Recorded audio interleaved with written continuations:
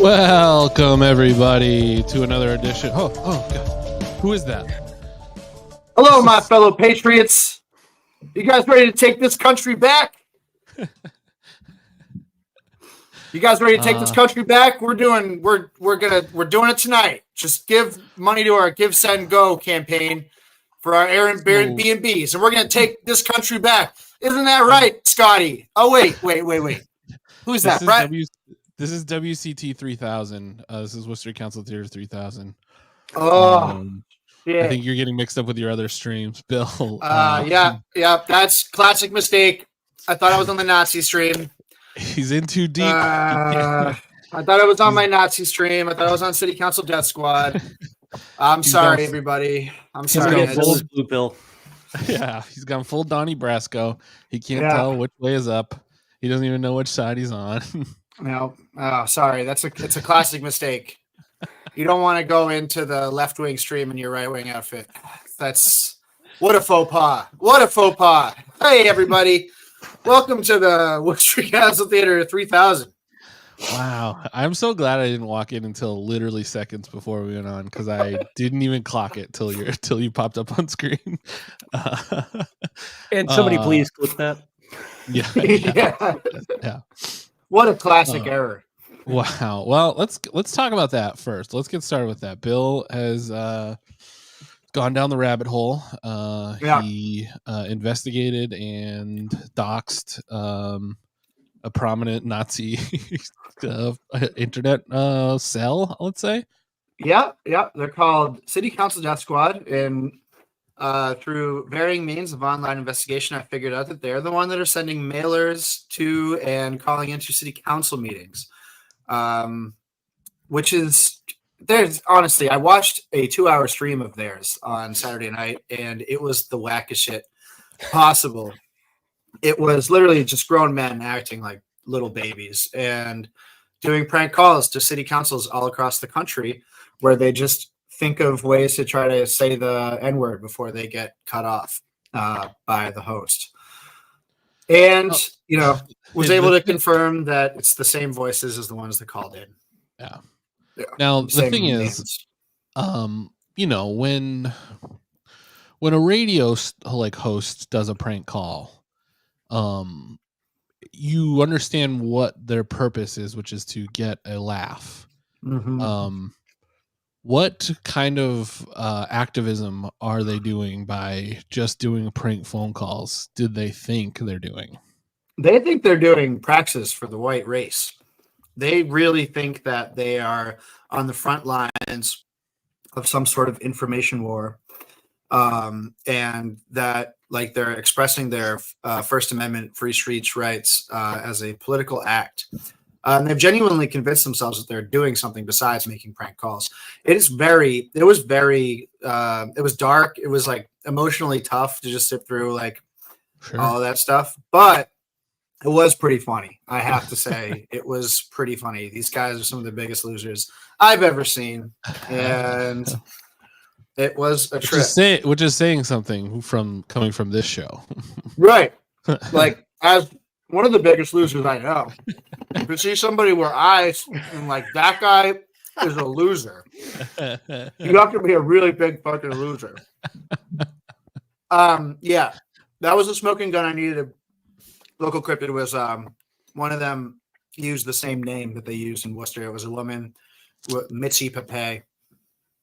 Yeah, see, that's how Jack Reacher got caught too. Is he kept using the names of second baseman of the New York Yankees. So you gotta be careful. You gotta have less of a tell than that, I think. Also, not a good idea to put Death Squad in your group name. I mean, I'm no big, federal law enforcement stan, but it's one of those things that you just, you got to keep the name obtuse. For American law enforcement, the only place we want to see a death squad is South America, right? We don't want any North American death squads. Right. Yeah. The FBI and the CIA, we want to see those death squads in South America, away from North America. Timothy McVeigh if he was doing what he was doing in Venezuela, I mean, that's great. He'd have a silver star. Right. But Oklahoma City, no way. Nuh-uh. Yeah. So the online Nazis, they're from Southern California mostly. Oh wait, no, I want to hear this. What did Mo say? We'd love to find out more. Did he blame who? Did he blame renter neighborhoods? Yeah. See, this is what happens when you get rid of zoning, right? The Nazis come. We'll have to run that down. We'll have to find out. He's got a podcast. I would. What's the opposite of Patreon? I would take money from that. Yeah, I don't know. Oh, talk to Mo Bergman's podcast, Talk of the Commonwealth. Oh yeah, right. Ben, can you chime in? What did he say? There he is.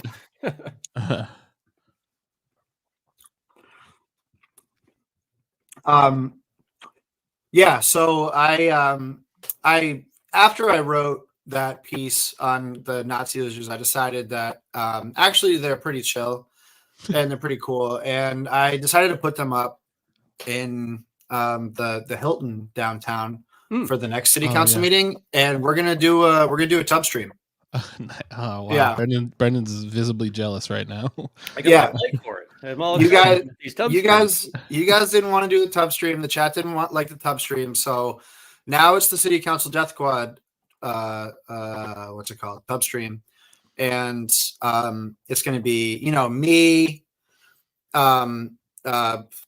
proud to be white, 420, proud patriot, 69. Q is real. All my new friends. Yeah. Well, Roman tub stream. I like. Oh, that could be really great. He would not like that at all. He would hate it. He would not enjoy that. But we'll try it. Whatever. We'll do anything for our subs. Hot tub council machine. Yeah, that's pretty good. That's pretty good. I could use it. I think I broke my foot, guys. So you need a little tubby. I need a tubby. Yeah. How did you break your foot, man? I don't know. Just woke up that way. Yeah, honestly. I think it's a stress fracture. I think I was at a show the other night and I tripped when I was jumping up on stage a little bit, and then I went to bed that night and I woke up in the morning and my foot was fucking killing me. And I'm like, I think it's broken, but also we live in, one of the worst countries in the world. So I can't just take a flyer on it and go to a doctor without knowing whether or not. It's not worth $5,000. I literally don't have that. So I'm going to wait and see. So it's been, a relaxing few days of refusing to do anything. What show were you at that you jumped up on stage? Well, I was hosting in Springfield, and that kind of show. Yeah. Well, yeah. I thought you were head walking. What is that? What am I the only hardcore kid here? Is where you jump on stage and then you run off into the stage and try to step on as many heads? Do you think Do you think I go to concerts? Dude, some of the nicest kids I know are like absolutely pit brutes. But do you think I'm going to concerts though, Travis? Like, you know how martial artists have their fists registered as deadly weapons? If Bryan tried head walking, you would have to register his feet. Right. I would kill somebody. Yeah. I'm not catching another charge. Now I kind of want to see it though. Is that something we can get some crowd participation here, and we'll promise Bryan head walking? I'll do it. Yeah. Head walked. Head walking across a hot tub party. If we can get snap necks. If we can get Lifer to agree that Foxfires will play my next birthday party, then I'll do it. I'll do it. I'll do whatever head you guys want. I don't give a shit. I'll give everybody a head. Whatever. That's what you guys are talking about, right? Yeah. Going on a head walk. Yeah, right. Just walk around the neighborhood. Yeah. That's famously that happens in Central Park. People go on little headwalks. To the bushes. Yeah, right. Yeah.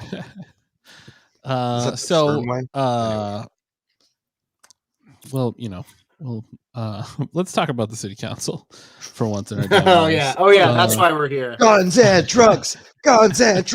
Everybody's getting them tonight. Yeah, we got a couple reports. Those should be illuminating. We got constables. We got quality of life team. What else we got? What is everyone looking forward to? There's Istanbul now. Sorry. There's a petition to request the usage of tents in city parks and public property for temporary shelter. Right. But that's just a citizen petition, so they'll just ignore that. But they will look at the quality of life team report, which is crazy because the quality of life team is our encampment clearing vehicle. But they also just like get rid of mattresses on the curb and like inspect bed bugs and stuff like that. Like they were not created to deal with homeless encampments, but whoever's decision it was, they decided that like the anti-blight team is who takes care of the people in the woods, which is telling, right? Very telling. And so I'm sure that the way that the quality of life team report will get discussed is going to be very productive. Yeah. Well, at least it's like literally whose quality of life they're concerned with.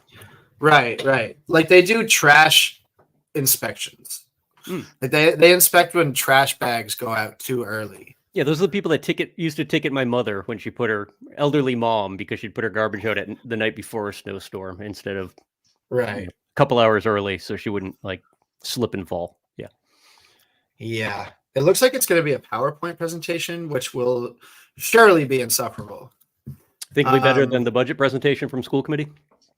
That was pretty entertaining, man. I don't know how you could do a lot better than that. It gave us that beautiful meme. They need a fish.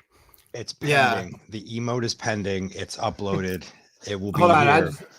I just want to get the meme itself up here because it's so important. I'm going to add the overlay right now. We don't have budget fish in here already? No. I think that I made the meme and then I don't think I shared it with anybody. Hold on. This is very important.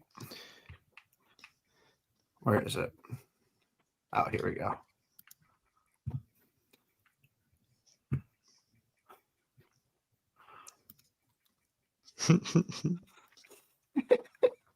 Love it. You have disappointed the budget fish. Yeah, apparently Brian Allen got a big crack out of it. Jason Novick likes it. Oh, Ben laughed out loud. Look at that. There we go. Mission accomplished. That's for real. That's when you know. Oh man, I'm still a little rattled from hopping on the wrong stream. I really got my wires crossed there. Yeah, but yeah, I'm planning another trip to the Capitol. I'm planning to go to Southern California. I'm going to take a trip to the border with my new friends, and we're going to patrol the border ourselves because no one's doing it. So, have you been following the fallout of the border caravan? Aren't they all mad at each other because of what state they're from? Well, they're all mad at each other now because they're realizing when they get down there, it's just like a half a dozen like live streaming grifters that convinced everyone that there was like a zombie horde, like literally World War Z at the border. They get down there, it's just a handful of people standing around saying, "We'd like to come in your country if that would be okay." And now they're all pissed off. They wasted their Charles time. Lester in the Young Commonwealth group. Who the hell is this? Charles, did Sherman ever come? Sherman? Okay. I said Young Commonwealth group. Okay. So we have Amon won the national title for football and did a great job and representing the Michigan Wolverines. So he's a graduate of Nativity School. I see how Sakara is here.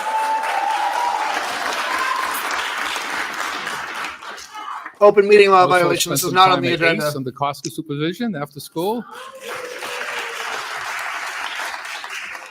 And also a St. John's graduate. We have people from St. John's here too also. So I just want to congratulate Amon for his victory Wow. and the team's victory, and has a few more years there. Marco at, is sitting next Michigan. to Kieran. So I just make this presentation. Oh, You yeah. represented the city of Worcester well with your performance this season. Your hard work and dedication to your teammates is what this city is all about. A 3-time Big Ten champion, 1-time Rose Bowl champion, 1-time national champion, and special teams. Yeah.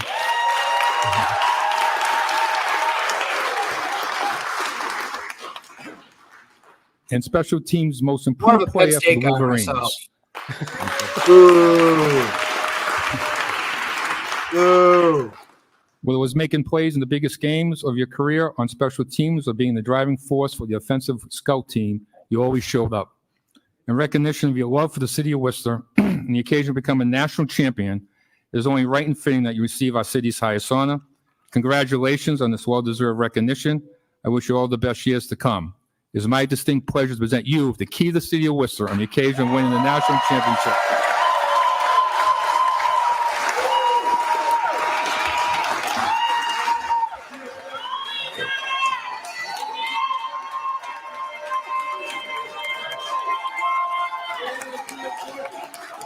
Wow. Wow, look at this camera action. Keys to the dome. Oh, they gave him the good one. Ah, all right. Nice.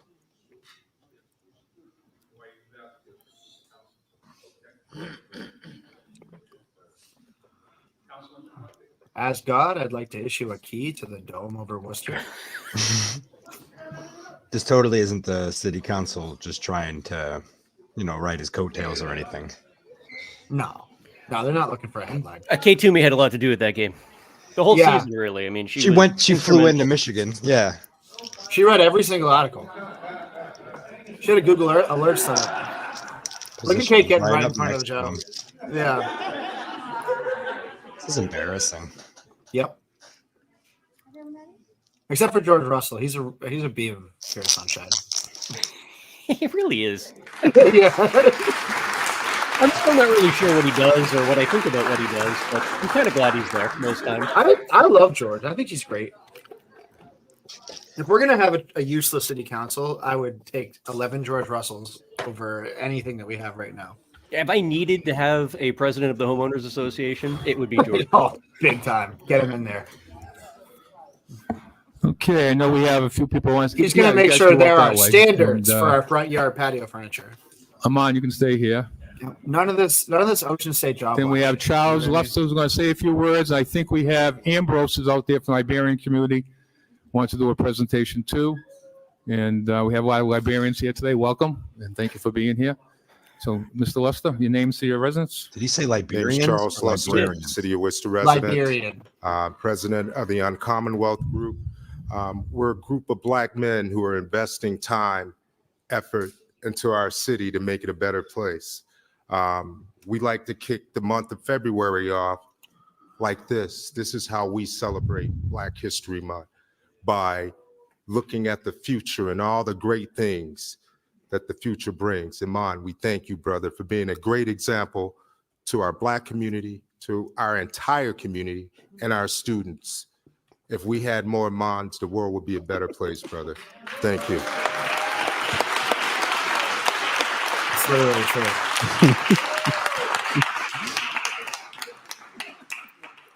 Now, is Ambrose out there? Yep. Dang, why does racist grandpa keep locking his car? He keeps pressing the lock button on his car keys. Keeps checking his pockets. Is someone going to tell this poor kid he doesn't have to just stand up there the whole meeting? Well, nope. No, dude, let him leave. And joke's on you, racist grandpa doesn't have a car. And Oh, yeah, right. Resident of Worcester. Bold of me to assume. Yeah, as well. Two officials from our community. My name is Florence Jones Doe, chaplain of the Liberian Association. My name is Yata Iwolo, the vice president of Liberia Association. So today we just stopped by to say to you, Iman, that today's pride that you brought to this city, we as immigrants and also from the Liberian community, We want to tell you that we are very, very proud of you. And we want to say from the depth of our hearts that you did not just make us proud, but you brought life to this city, on the immigrant community and as a city at large. So we, as a community, we want to say thanks to your parents first, and all those, whatever means, whether it's transportation, your coaches, we want to tell everybody thank you for what they did for you. And that passion and that dedication that you have put on to the sport and going to national, we want to say thank you so much. So we want to present to you this plaque. It is very, very small, but it's just a symbolic representation of our love and our care. That's what I always say. It is very small, but it's a symbolic representation. It might be of my love and care. The affliction might hit you someday. You want to throw in the towels, but let this plaque remind you that you have a group of people in Worcester, and you have your community, and you have your family who are cheering you. Do we know anything more about this kid? Behind the scene, football, right? I want to tell you thank you so much for making us proud. Projects? And it reads the Liberian Association of Worcester County National Performance and team. Recognition Award. Don't get on him. Presented to Edmund Dennis in appreciation and recognition of the pride you've brought to the Liberian community and the city of Worcester at large through your exceptional leadership, commitment, and passion for sports, and your recent national championship victory with the University of Michigan, given this date, February the 6th, 2024. This actually is cool because I don't even know the last time we had a Worcester kid on a national championship team. Yeah. Like, that's crazy. Even from St. John's, you know, I think the Mon's mother. We had some Stanford kids when I went when I was graduated, but it's pretty wild to be on a national championship team. That's why we gotta get Bill Belichick to coach Worcester North. Didn't you go after Tom's kids team? What was that? I thought Bill Belichick went to whatever high school that Tom Brady's kid's playing at now. Oh, Little St. James High. I don't know if that was just a joke I heard online, but I thought that was a real thing.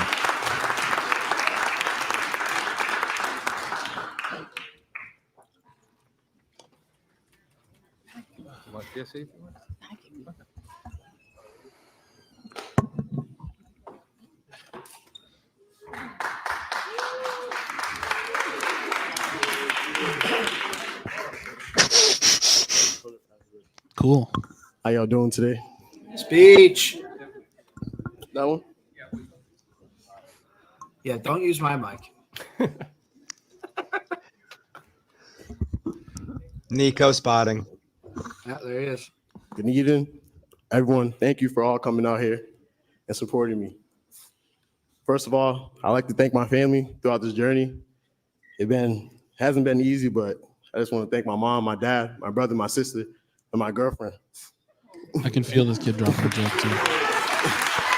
I believe in you.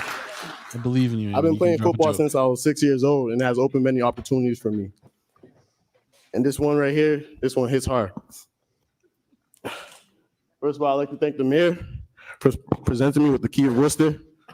And also, this year has been a blessing. I graduated in 3.5 years. I won a Rose Bowl.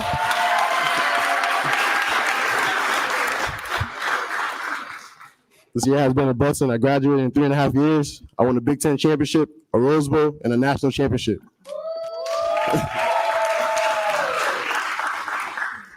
And getting this key of Worcester, I'm gonna continue to represent the Black community, the African community, and leading the pathway to the kids of Worcester. And as always, it's always go blue. Thank you, everybody. It's not a one man. It's not. There's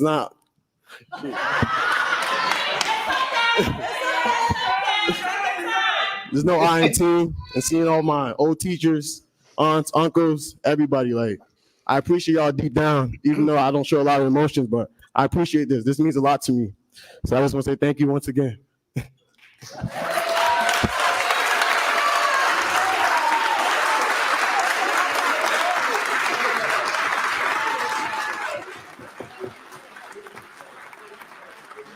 Oh.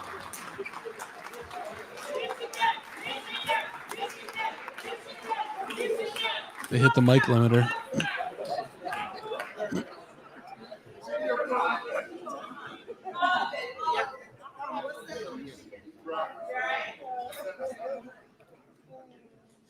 Whoa, Marco's at the table.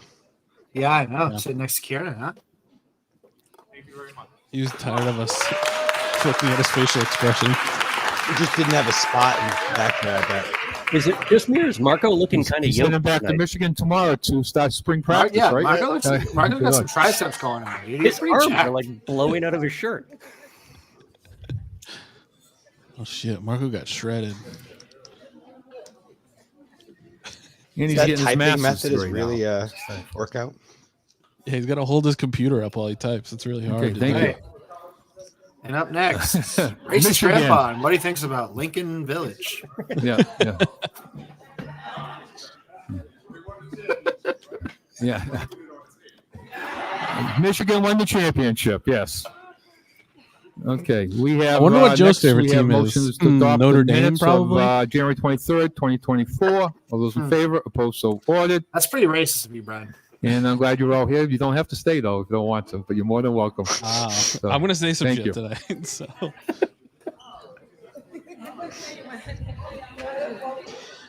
You ain't got to go, but you can't stay here.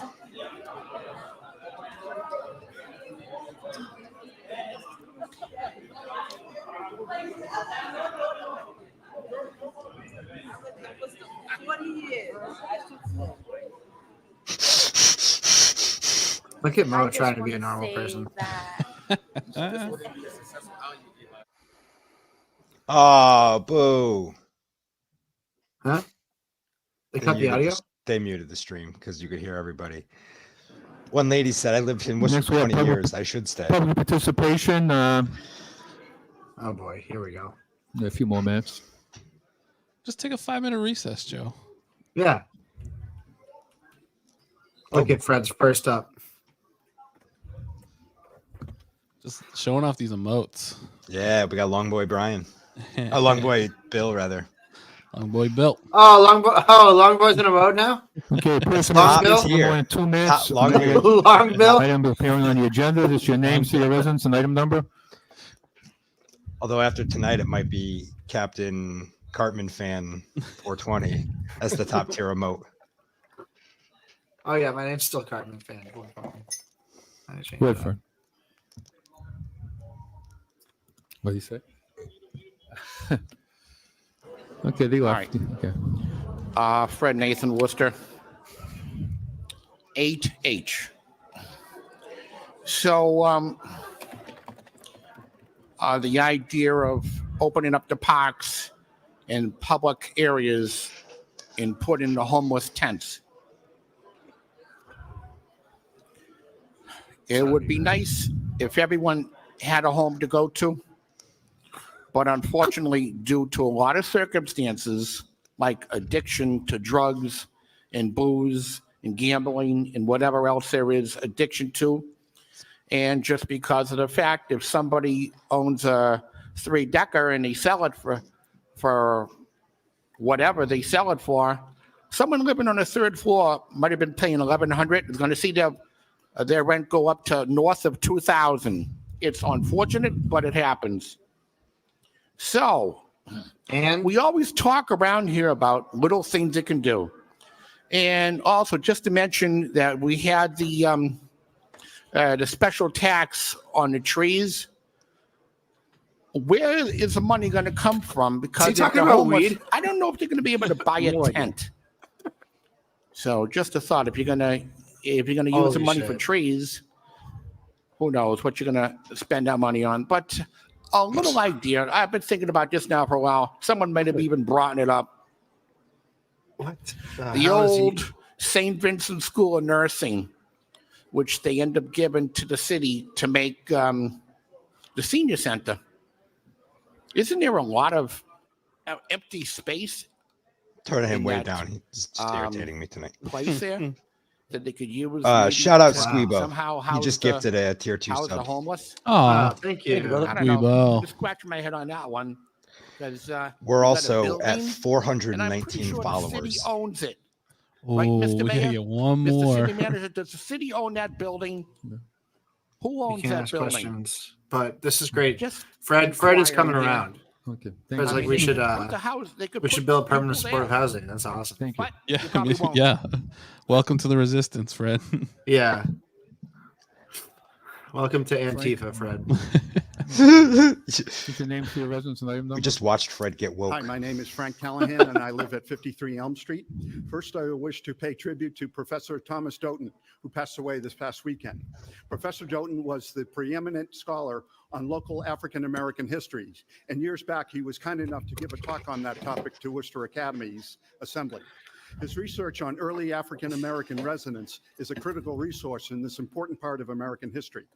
In addition, he worked with the... All right, our 100th subscriber gets Nico's cell phone number. The center of the Nipmuc band of the Packagug people at the top of College Hill. His loss is a void that will be hard to fill. Second, I wish to speak on item 9.4A, which is the proposal to proposed conversion of the Chestnut Place building at 22 Elm Street. I'm generally in favor of this project as it will bring more residents to downtown. This group is However, I have likely to concerns give about the a parking at moment of 55 silence to Elm Toby Street, Keith. which the developers also own. It used to provide parking for the Where founding were you? employees who worked at Chestnut Place, but it has been changed up as the owners Yeah, no longer today's wish to basically been my maintain it. 9/11. As a result, it has become blighted. This situation is not unique in the neighborhood. Nearby, there are several plots on Cedar, Chestnut, Harvard Street. Toby Queef's Bar and Queef. Provide parking for the I thought about employees of tweeting the earlier, Paul Toby Revere Keith, I Insurance miss this Company. man and grill. These lots are also But chained off I think it really blighted to the sung. point that the crest of the hill is a wasteland of pavement. I request that the No city comment. administration work with these developers to address the parking lots on the hill, and when they come forward with their proposals, to work with them on the empty parking lots. Thank you. Thank you. She's putting on a Anybody drag else? show. I'm not gonna criticize Name that. for your residence, item I have heard her Hi, my make name is multiple Pam Barnes. I homophobic live in comments Worcester. about I'm people, speaking in so opposition to seems a item little 8H insincere. But regarding the homeless tents and public spots are places. spots. I've lived here for almost 20 years. I've worked my tail off. Wonder all what of this my lady's going to adult say life about the to Try tents. and have a nice place to live and enough to retire. Oh I just retired in July, just in time to see my real estate taxes go up yet again and get further insulted by the community preservation. Oh wait, I Act. know that cop. So, He's which is it? the- Do we want to I think preserve he runs our community? the Burncoat Neighborhood Here's what I'd like Watch to know. meeting or whatever. Will this be a magnet for more people coming into our city? Because I understand they're already coming in from other towns and getting my dropped off God. at Kelly Square. Do we have enough DPW employees to dropped off handle at the Kelly extra Square. trash? Jesus Christ. It seems they already have a challenge. It'd be a real shame if this lady's house got with egged the additional in the stuff video that I game. see on our streets. Will our kids have room to Ren play Ren safe in our waving park? to Donna to be sure. And before this This next lady question, fucking I do want to sucks. say that based on what I have witnessed, we have a stellar police force in this city. However, do we have enough police to handle the extra situations that will evolve? I hear Extra they are situations? understaffed, and they're looking at many retirements in the near future fuck and are are you having talking trouble about? recruiting. God, I hate this lady. Finally, please If we're gonna live in a define fucking temporary, la la land, what's about imagining a and situation where the hopefully you problem can gets provide fixed? data from any other city where this was actually. Then less cops are needed. Thank you for your time. Thank you. You can come up if you'd like.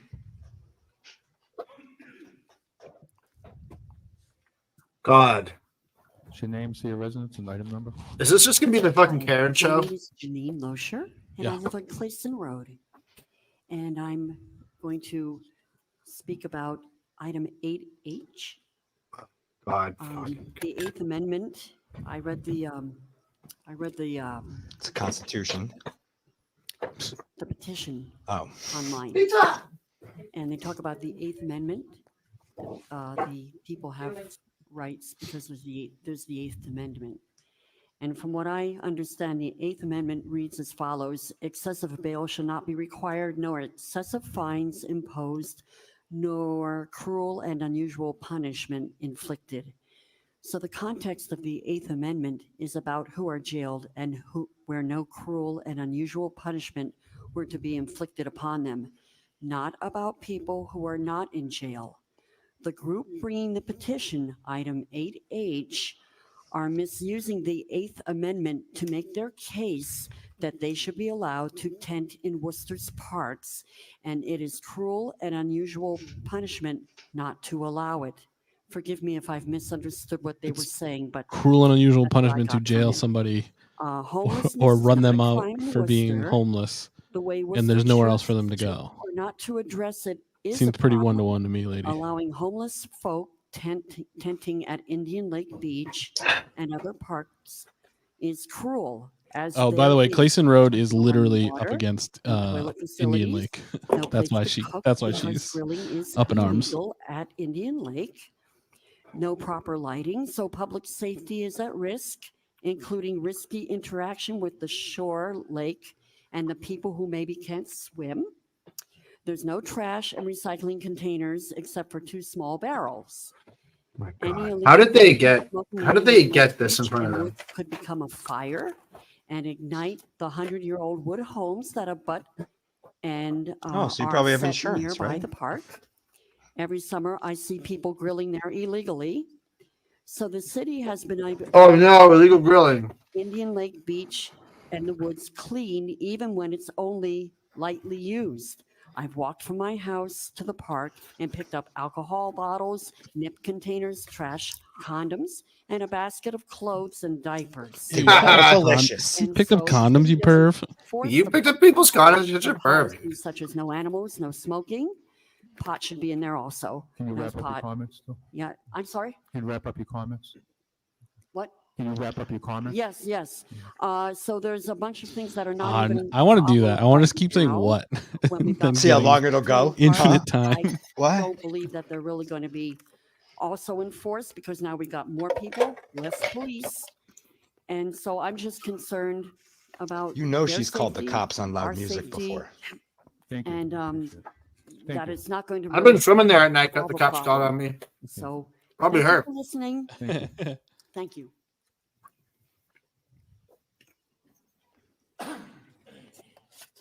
Hi, my name is Serenity Jones. I am a resident of the city of Worcester, and the city of Worcester, speaking on the tents, Eric Batista, you have really dropped the ball when it comes to our housing epidemic, the homeless. This is the richest country in the world. Nobody should be sleeping outside. And if anybody thinks in this room that that couldn't be you, that's homeless, give yourself a cancer diagnosis. Any one of us could lose our housing. And the fact that we're speaking about whether people should be sleeping in tents versus in shelter systems is outrageous.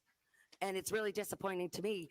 We have Amazon that's been sitting vacant for how long? They've got tax breaks. We were promised jobs. They didn't deliver.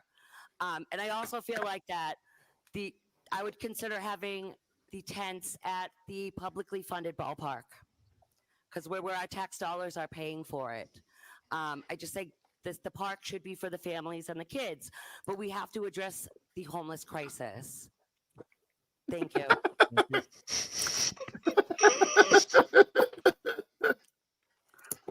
Thanks, Maria. Maria Montano, City of Worcester. I would like to speak on a few items today and offer some suggestions. 10E, I implore the City Council and the City Manager to bring the RTA to the Council floor and start asking the following questions about routes, reliability, accessibility, the bus stops, if any have been removed, status on the signage. It's been over a year and still many of the areas don't have the right signage. I wonder what Alex Guardiola is going to say about participation on haul about routes the across tents. the board. See if we can get shuttle buses to be an option as well. I want to speak on 10A, which has been tabled 3 times as it reads and touches based on pretty much what everybody's talking here. We as a city want to know what is a table item. It asks for the city solicitor to see if it's an option. We, the people, want an answer. I know that the city, Mr. Batista, did offer a program. If so, how's it going? And to please, let's get an answer or take it off as it's misleading on the agenda.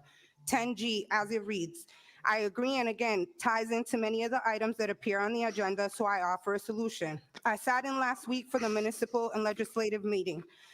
There is about $75 million in ARPA funds. Maybe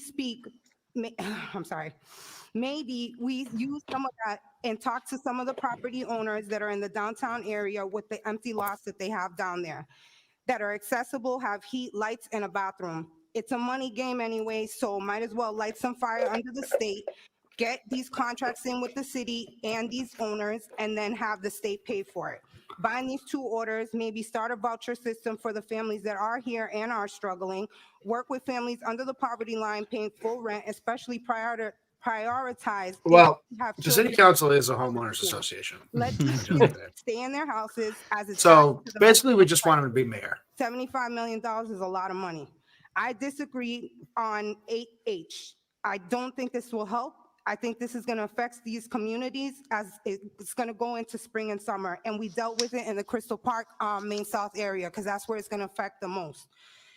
We are a hub, and this leaves a door to more issues. It's already in the open, and what's the point at this point to vote on it? I can't support this, and I'm sorry. And I have this final thing to say.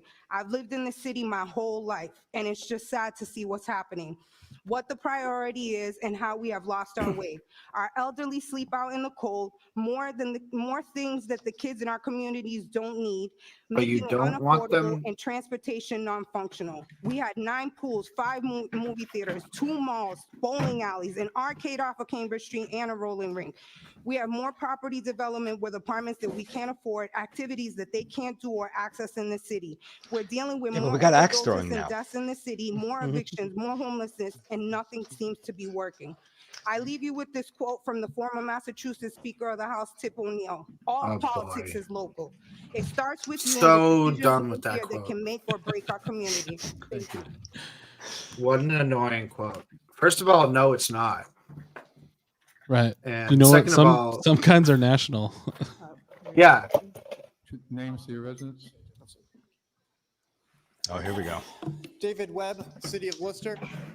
I'm here about a few things. First and foremost, in support of 8H, allowing tenting. I think today you guys have a unique opportunity in front of you because you have both the problem identified as well as a solution offered. And if you actually look closely at the impact rather than how people feel and what some people are complaining about for their aesthetics, their neighborhood, all these people actually want is to keep their community in one place. Anyways, okay, so also in support of Councillor Wynn and Councillor Hedget's affordable, short version is that one, 10H, I believe. But most importantly, 939, quality of life. If this was about trash, you guys would be having a conversation with the DPW. Last week at the Parks Department, Assistant Commissioner Antonelli Jr. said that the parks only effectively functions as a biohazard cleanup, like ServPro. If this was about trash, we should hire one of our local BIPOC-owned companies to handle the trash, not have an agency depart. Anyway, so as I read through the attachment on, what was it, 939A, as you read through the attachment, it doesn't actually mention the unhoused, it doesn't mention the homeless. It does what the quality of life purpose is supposed to do, eradicate the homeless. So in that thing, it tells you what they do. It gives you a lot of doublespeak for they build connections with the community and they pay attention to the, let's be clear, you say neighborhoods first, it is homeowners first. Anyways, I did not actually expect this to be so perfect, but if you actually look at this, you'll be able to, sorry about that. See Dan Cahill, the person that Eric Batista proudly endorses again, is doing what he does most of his career, which is work with the police to ensure that the homeless do not have a place to stay. And in that's this true. picture, you'll see that he's surrounded by about 10 cops, and later that night there were about 20. They have a bathroom trailer out there. About 12 camps, according to the police reports, that were not harming anyone. The most dangerous thing mentioned in any of the Maybe there's no working bathrooms inside the shelter. Wouldn't surprise me. completely honest. Those things are crazy expensive. That's a film bathroom trailer. When they expanded the shelter that night, Maybe the cops brought it with them because they knew it was going to be a long night. be arrested because otherwise. Oh, there you go. Oh, that's awesome. And the cops seem to know that. Amy Peterson, Eric Batista's chief of staff, was in contact with the Can you person wrap who up your gave the comment? order that night. Anyways, this picture, if you see right here, it is Thank you. Dan Cahill, who, if you look right behind Okay, you. thank you. Thank you. Anybody else? Look at that miserable turtleneck lady looking at that. She was scowling so hard. Your name and city of residence and item number? Alan Delia, 40 Clover Street, Worcester, Mass. Oh, boy. I'm speaking on agenda item 8H. Jesus. How did these people find out about this? Area for 61 years, and I would like to express my strong opposition to the use of tents in city parks and open public property. While I do acknowledge that homelessness is a major issue facing all cities in the United States, How kind of you. tent encampments have proven that they are not the solution, be it a temporary or permanent one. Two local New England cities, Boston and Portland, Maine, are examples that tent encampments do not work. In Boston, they experienced this issue at the intersection of Mass Ave and Melina Cass Boulevard. In Portland, Maine, a September 29th, 2023 article regarding the marginal way. Squeebo just gave out 5 community subs. Wow. Thanks, Wow. Squeebo. Thank you, Squeebo. Appreciate that. Homeless encampments. That rules, dude. I'm not opposed to the city utilizing city-owned buildings that are not currently being occupied as a temporary or even permanent solution, but certainly not tent encampments in city parks or open public property. Thank you. Thank you, Mr. Delia. Weak ass. Next. This is fucking miserable. Squeebo.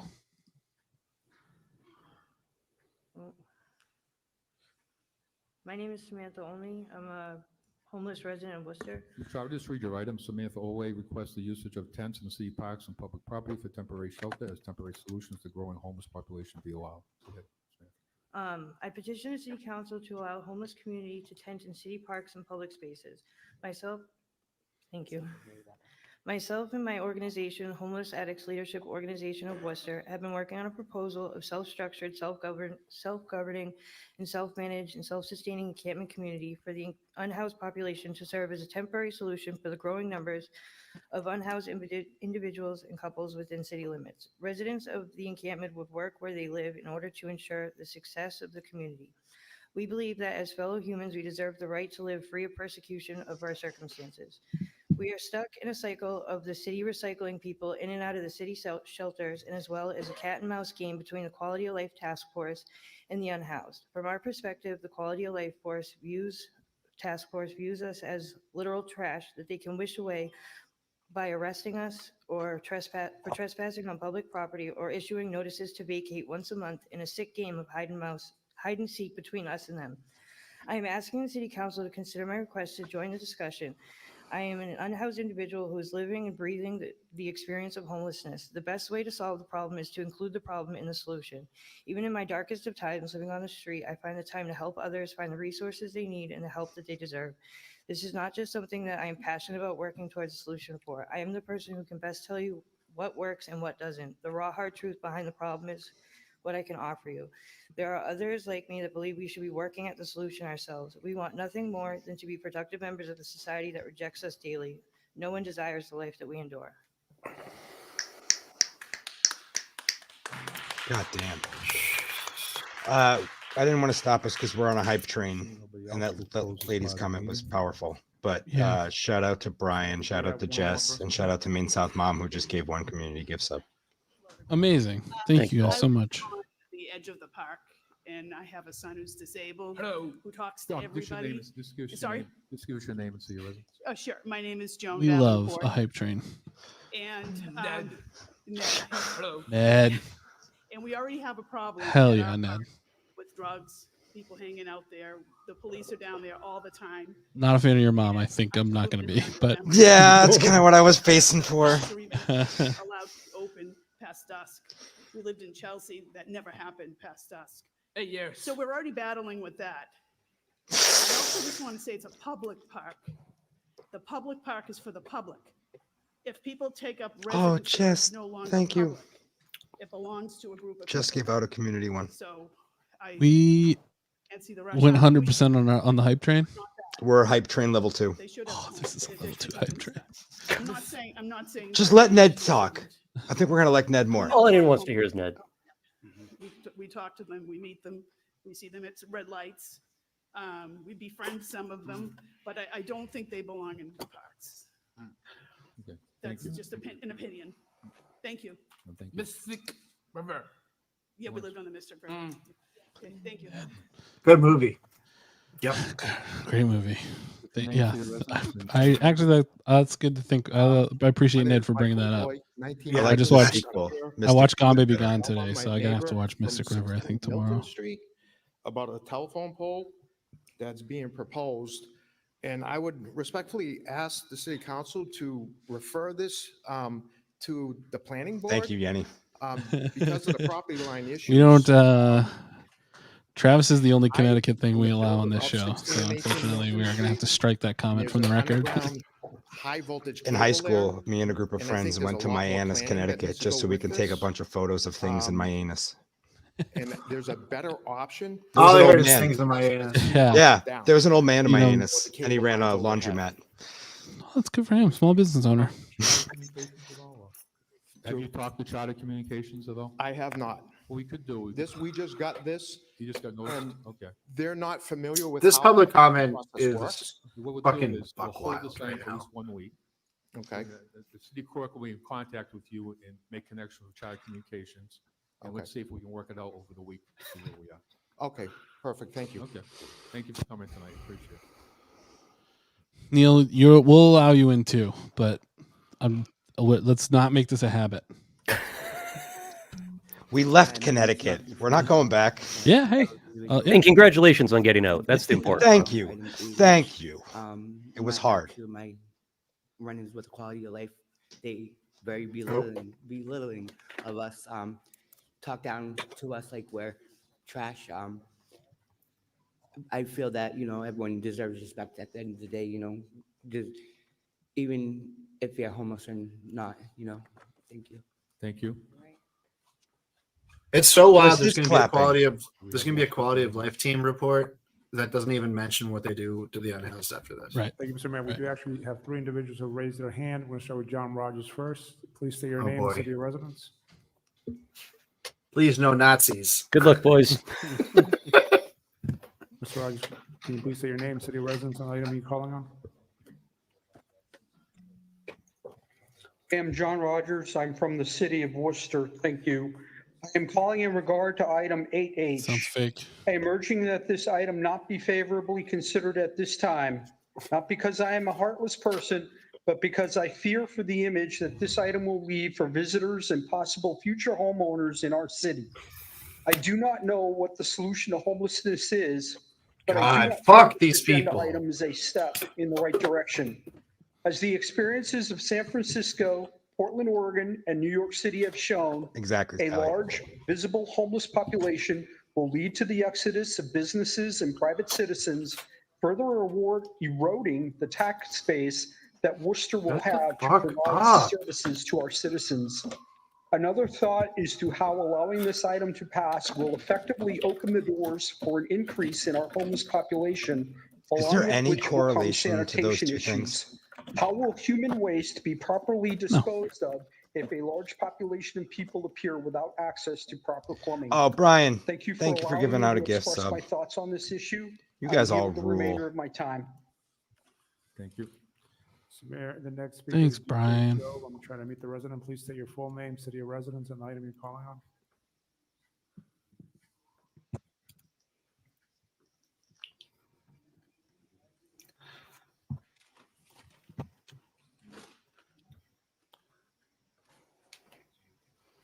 A lot of fucking losers. Sweet comment. calling in again all night. Yes. Sorry, can you hear me? Donald Go, Worcester, talking about 8H. So, like the gentleman before me just said, this is not a no heart kind of scenario. Sure. Some of these cities I've tried. Yes, it is. It literally is. Yeah. And what the fuck is it? Doesn't matter that you don't like that. Los Angeles, Chicago, This- New York City. I'm not a heartless person shirt has a lot of people asking questions already answered by my shirt.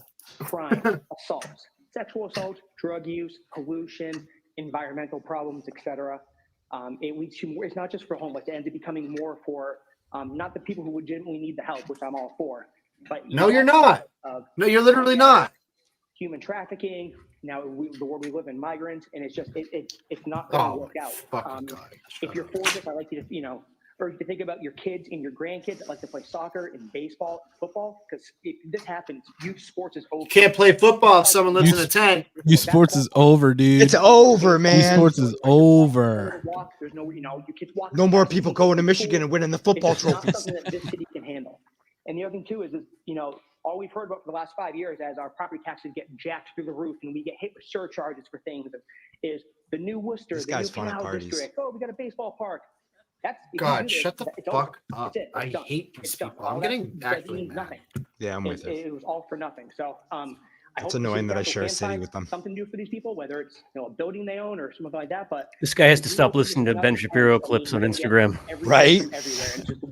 Listen, I'm all for city-owned permanent housing solutions for unhoused people, but what if you're complaining about your fucking taxes now? I hope you're ready. Yeah, 'Cause, really. Like to not don't vote for shitty people. I'm fine. Like I would if my taxes go up because we're actually helping like people in the city, then fucking great. Yeah, But- exactly. Hi, my name but is Ed Jabachin. I live in Worcester, If Massachusetts. they ever propose to do that, this guy would be the first one being like, "Well, I'm not paying more for that." Public spaces. I strongly would recommend the city do not take I'm this also up. pissed I now, think too. of schools like Wauwikis School, which abuts Anonymous Bronco gifter Park. gave We out a have community homeless sub. population Thank there. you. I don't think that's the right Wow. environment. I Thank think you, should Anonymous. also You are consider, legion. we're trying to bring businesses into Worcester. I don't see how businesses would like to set up in areas where there may be a large homeless population that are there. Oh my I think God. there's areas of Portland, Maine, where they've had issues with this as well. And after the areas have been cleared out, they've had huge sanitation problems, including an increase of rats in the area. None of this really makes sense. Just like Oh, is that what the townies are on about when they get mad about rats? solution that's there. And I strongly Is like recommend that the city like the little like myth they have? Like when they see homeless people, that means that there's gonna be rats. Which means they're going to be black plague. It's just the natural evolution of things. That's why they're so afraid. Thank you. Hi, Marcel Blaze, Worcester resident on Proctor Street. I am also calling to speak against item, I believe it's 8H about the. We elected the rat czar on the council. I think I can echo a lot of what people have already said, but let me point out that we can just look at the data. Many other cities have tried this Where? type of thing, have these types of scenarios, and it just doesn't. That's work. not It data. to an increased crime, Citation needed, drugs, as Bill would say. prostitution, You all just kinds of problems. read It the has news. That's not data.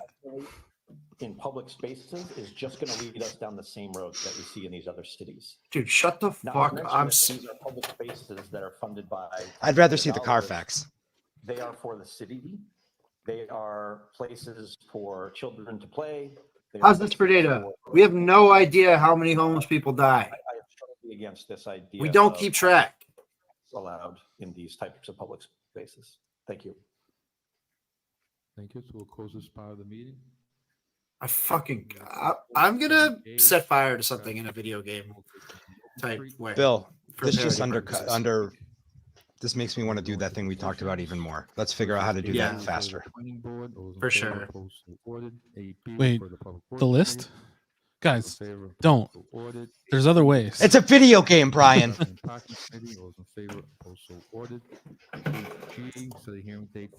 Someone might be ordering a copy of the Schmanarchist Schmuck book soon.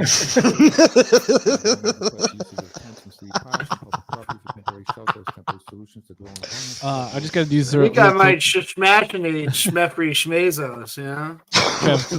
Trev, can you throw me up highlighted or on a single? I just got to do something very quick while stupid Donna Glorio's talking. Say a few words on this. Hi Goldie. Hi Goldie. Happy birthday, Goldie. Hi. All right, we're good. There were some speakers that were making That'll shut her up. some derogatory statements against Dan Cahill, and I just want to say that Dan and This the is the staff clap back. of Quality of Life have done a tremendous job. I've gone through the encampments. I've walked them with Dan and his staff. I've seen him and his group treat the unhoused. You went on a fucking press tour, Donna. Dignity and wanting the same thing. The goal is to have these people find a place that they can stay working. I mean, if you needed any more proof So they're only about the high quality of life that we have here in Worcester, Is it not Donna Colorio and Mo Bergman? Look at this is the We have pinnacle a of humanity. veritable. We have a jobs program. Look, this is like we have a functional jobs program. Look, Donna Colorio and Mo Bergman. Look, they sit here. They pretend they're doing politics and they're doing government, and they get a little bit above minimum wage to do it. They stroke their chin while sniffing their finger. But I don't believe that the encampments are the solution. So I'm going to make a motion to file this item. Thank you. Councilor Hyde, Kristen, do you have that? No. Councilor Hyde, you got it?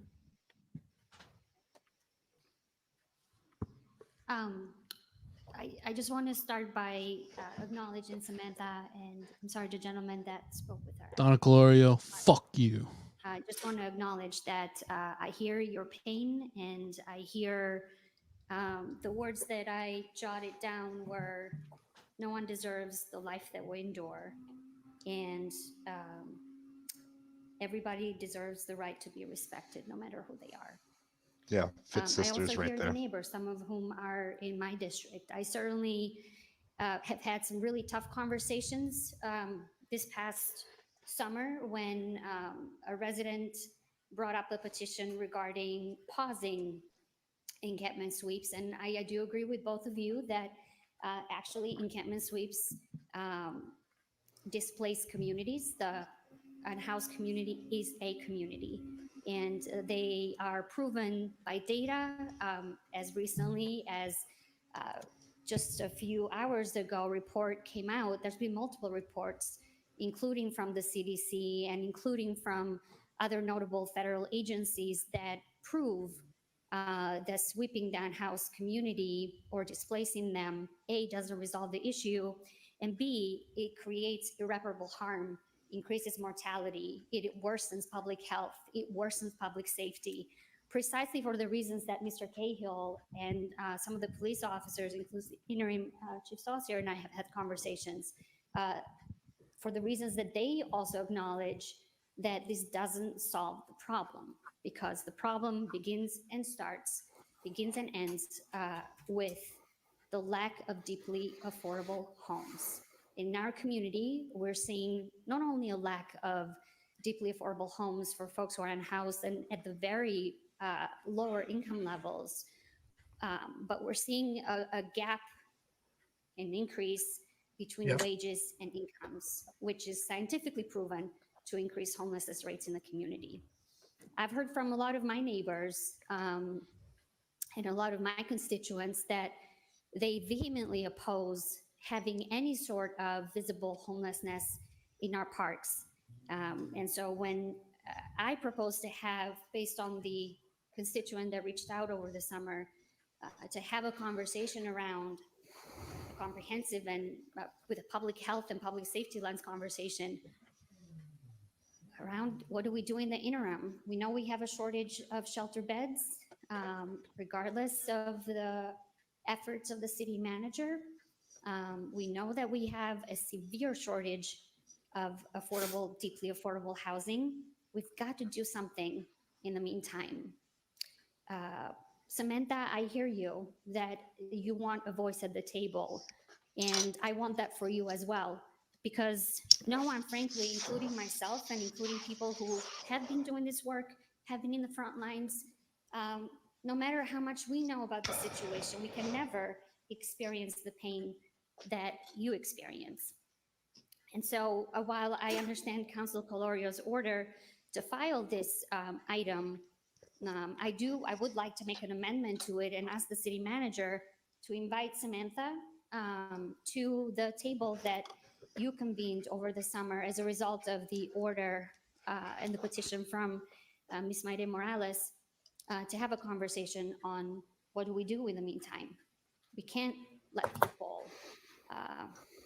live the way that they are. And I agree, in actually HUD terms, having someone live in tents and encampments is considered places that are not meant for human habitation. So we've got to have a comprehensive conversation about what we do in the meantime. I believe that's the conversation that's happening with a group of providers that you've convened over the summer.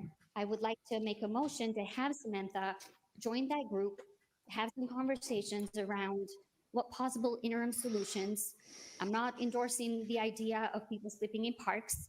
I am endorsing the idea of folks like Samantha coming to the table and joining the conversation, the ongoing conversation about how do we address the issue of homelessness in a way that, for the time being, can address the concerns of the neighbors, can address our public safety, can address the needs of the unhoused folks, knowing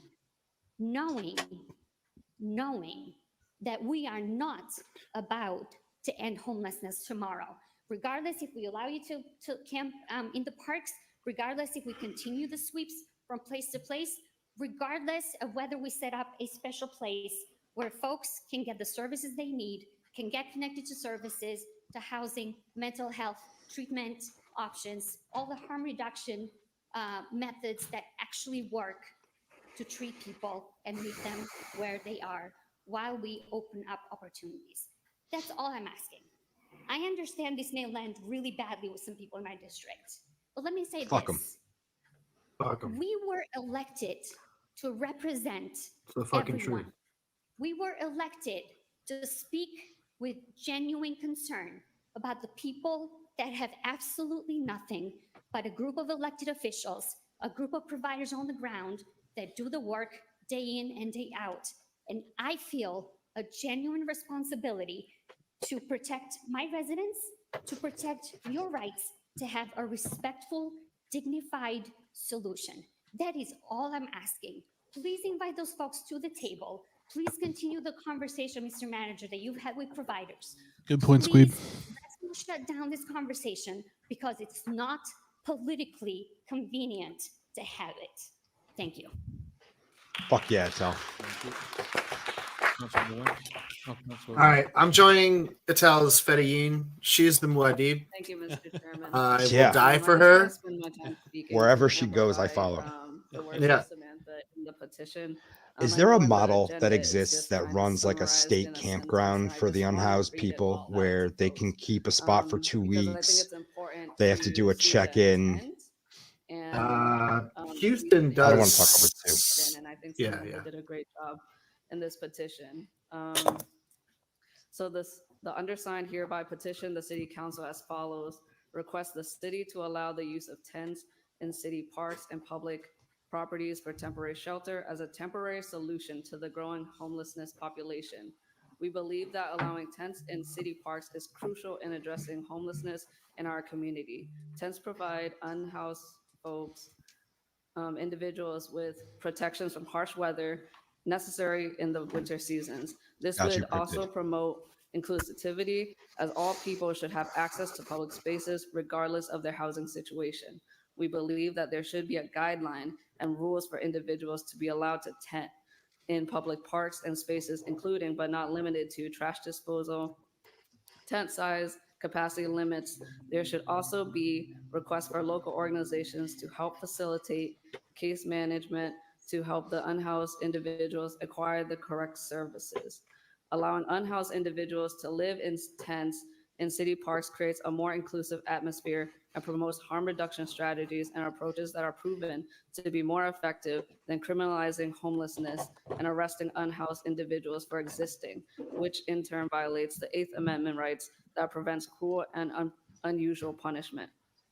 These things are needed to address the continual growing crisis of homelessness in the city of Worcester, because most unhoused individuals know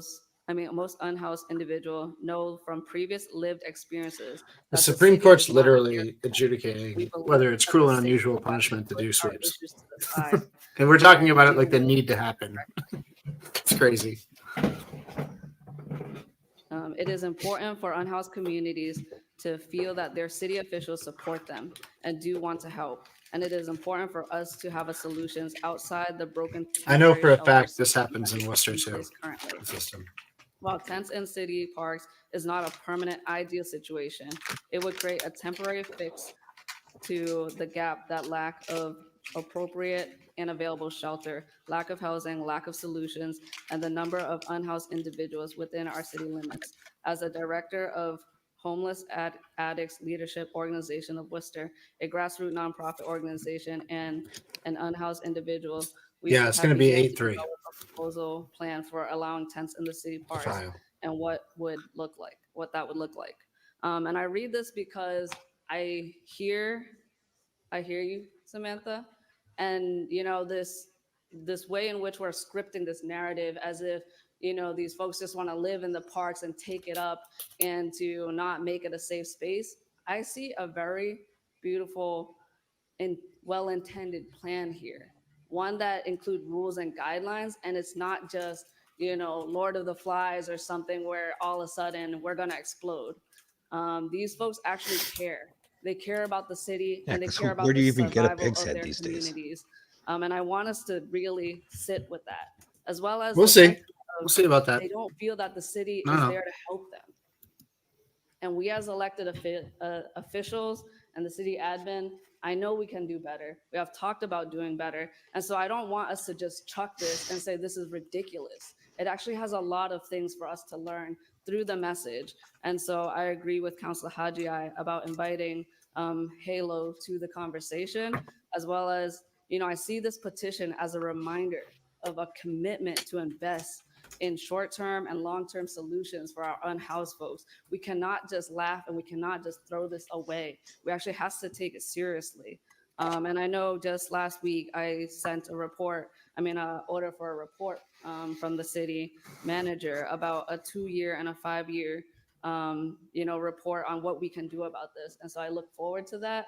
And I hope, even if we file a motion to file this, that we actually continue the conversation, and that, City Manager Batista, I know that you would actually take this message seriously, and not just laugh or chuck it and dispose of it. I hope that you actually carry this forward. Thank you. Thank you, Councilor King. Thank you, Mr. Chairman. Oh, I forget he sits over there now. Some notes down here. I would like to also begin by thanking Samantha and Mark for coming forward and publicly participating. First person to get specifically here in Mark's the city name. of Worcester, despite your current condition or life situation. It's incredibly vulnerable. Yeah, I think we're in it's for a longer powerful one act tonight. to put that together. You don't say. That being said, we cannot be a city here in Worcester where we're saying no to our unsheltered folks in hotels. We can't be a city that says no to unsheltered folks in our churches. We cannot be a city that says pause on shelters that are located anywhere except in the main South District 4 area. We are an evolving city. We are an evolving city. Now, there's many reasons, why folks reject shelters. They reject accessing those sorts of resources. But the one thing that I heard in this petition was an ask, a cry for help and support from city government, that we find the resources. I heard folks that testified today say, folks who are unsheltered, let us help identify and work with you towards a solution for the help that they deserve.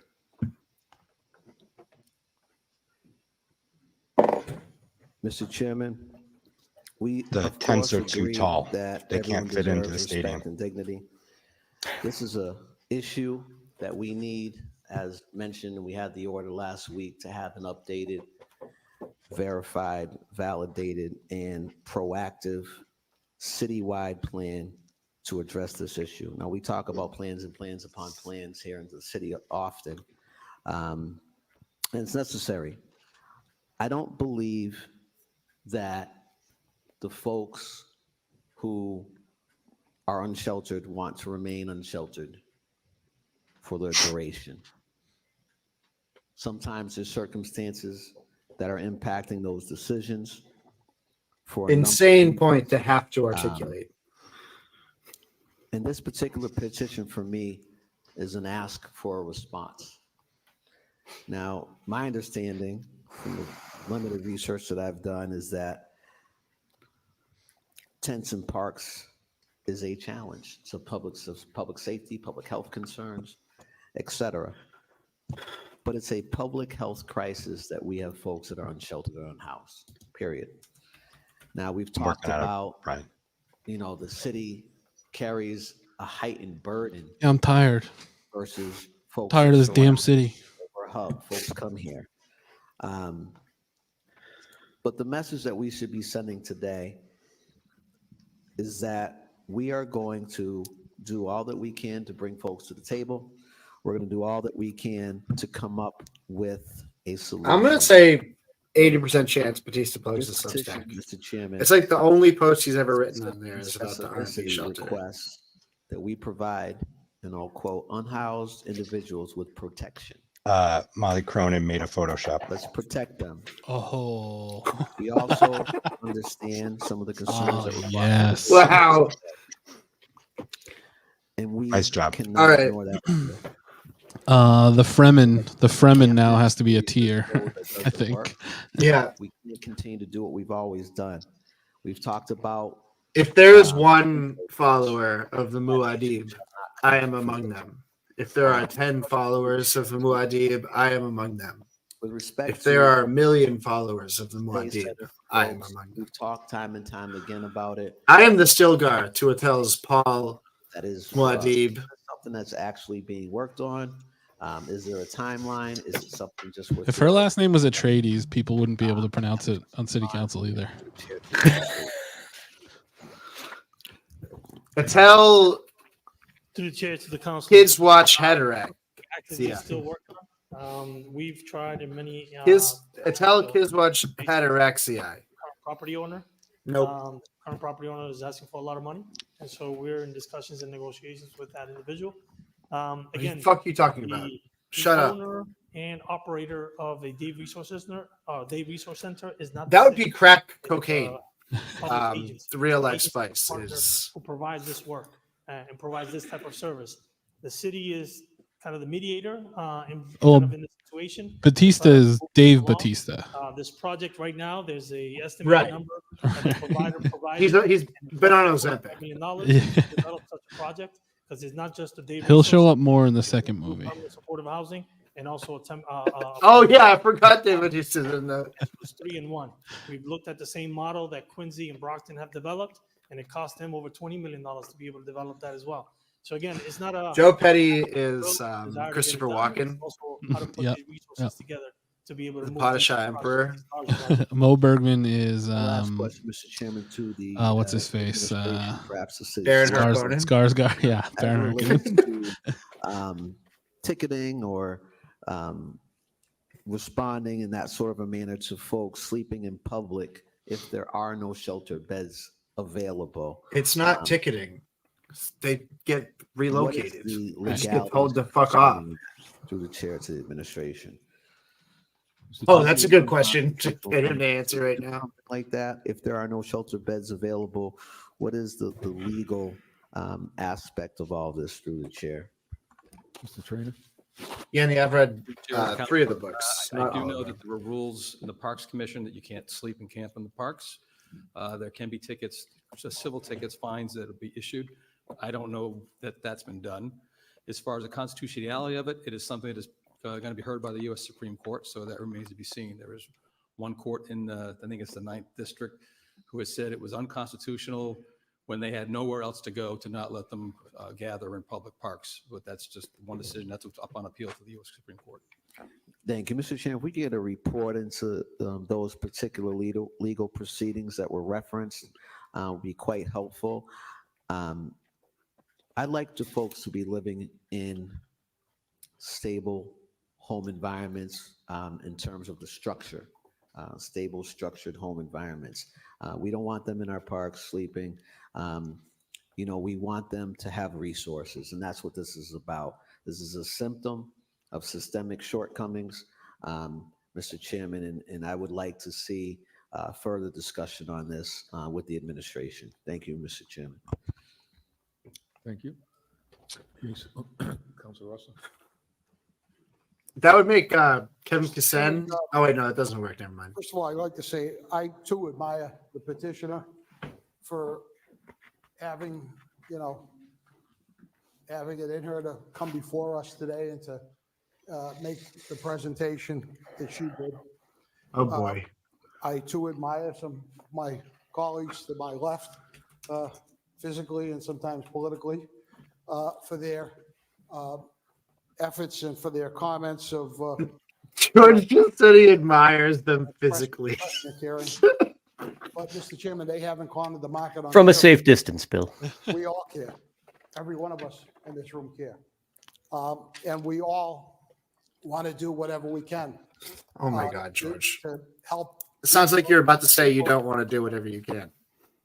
But, Mr. Chairman, I would be happy if the manager came in here today and said that he needed more support from us because he needed more beds in a shelter situation, or he needed more funding because of substance abuse or job placement or. There's a 140 bed that he deficit thought that right his now. professional team thought would help out. That's something that I would consider.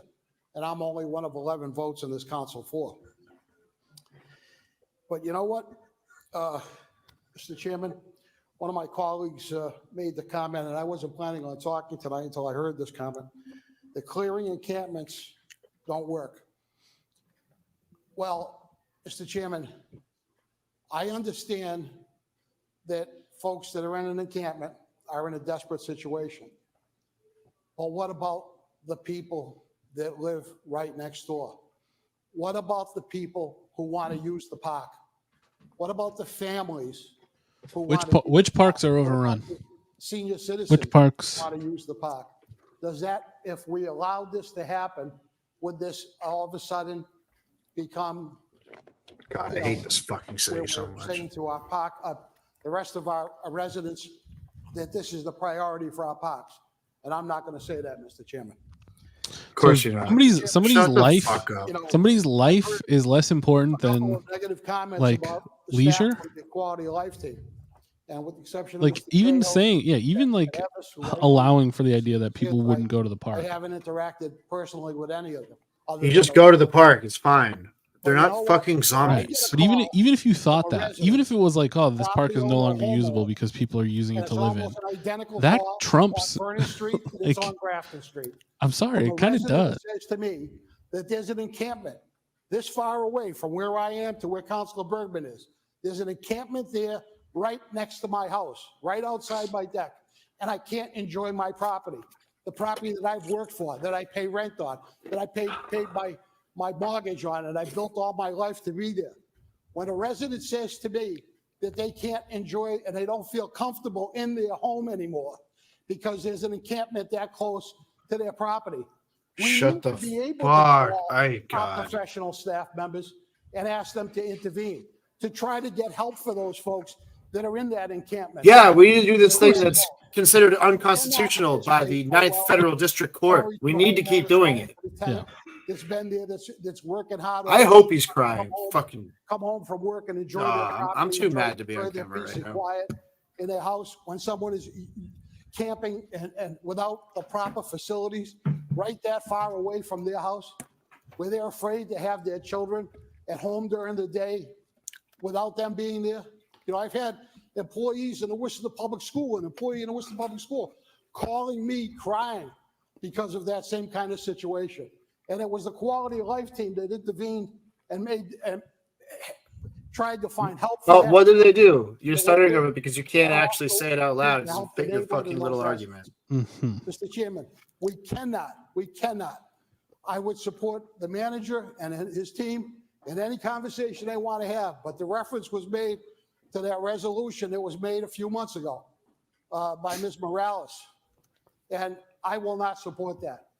I will not support that because I want to make sure that the residents of this city have quality team, the quality of life team, and they have the police department and they have all the other professionals out there trying to provide help to these people that need help and to help them get into whatever program or housing they need, but to make sure that our residents also have support.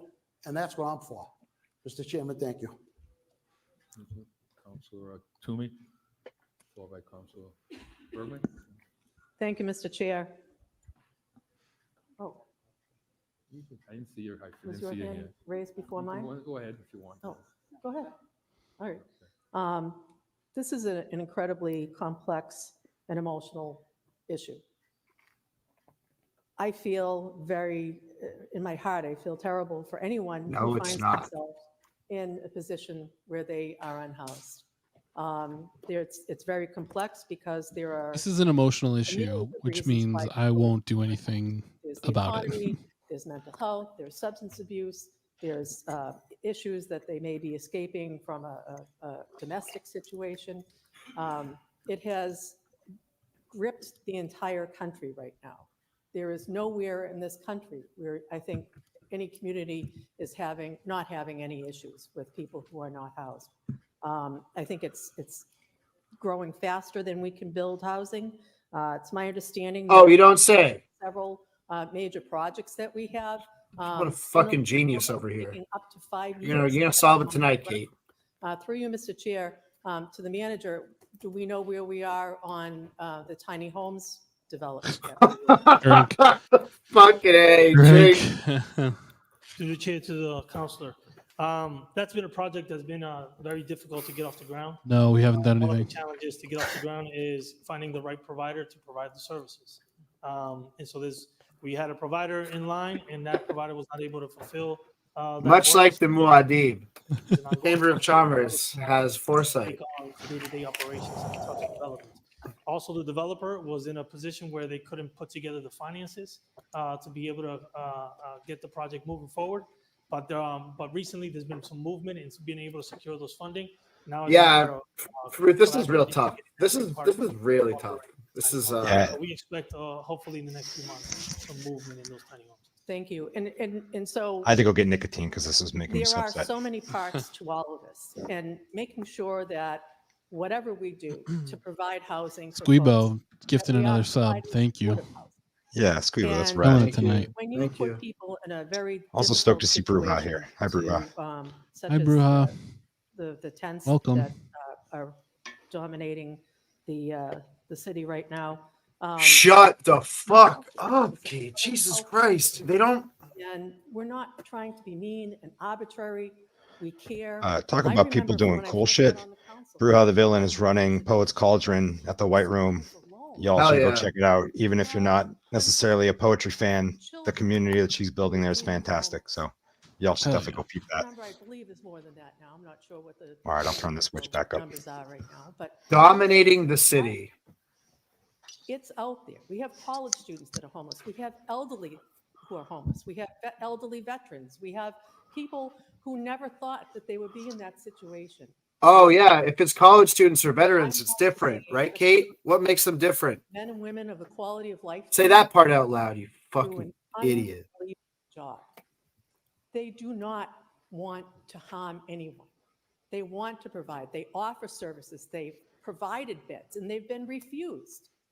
Fuck you, Again, Kate it's Toomey. a very complex situation. It's not just a matter of, well, I don't want to go in there, or some people do have real issues with safety in some of the shelters and all of that. So we have to understand that. But again, the other issue is, if you look at the population of who's here, whether with substance abuse or unhoused, most of the people are from outside of the city. So what? We need to share Wow, that little pernicious myth. finding support from other cities and towns, or being able to rehome people. I believe I heard an anecdote that there was somebody from Where, Kate? England State that they contacted the person's family. They didn't know they were Next here. thing you know, we'll have a homeless superintendent. Compromise anybody, and we helped them get back home, and that was a success. Right.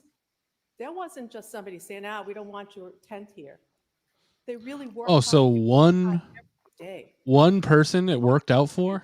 Oh, you rehoused one person anecdotally in something you had nothing personally to do with, so you think the system's working? Fuck you, Kate Toomey. To hell. Black or white issue. They have to balance everything. And that's what we've asked them to do when they're doing their job. And so I think it's really important that folks understand the level of work that they're doing, what they're trying to do every day when they talk to people and try to help them get the Right. That's why their little PowerPoint has absolutely nothing on it about how they evict people from homeless encampments. That's why we need to understand.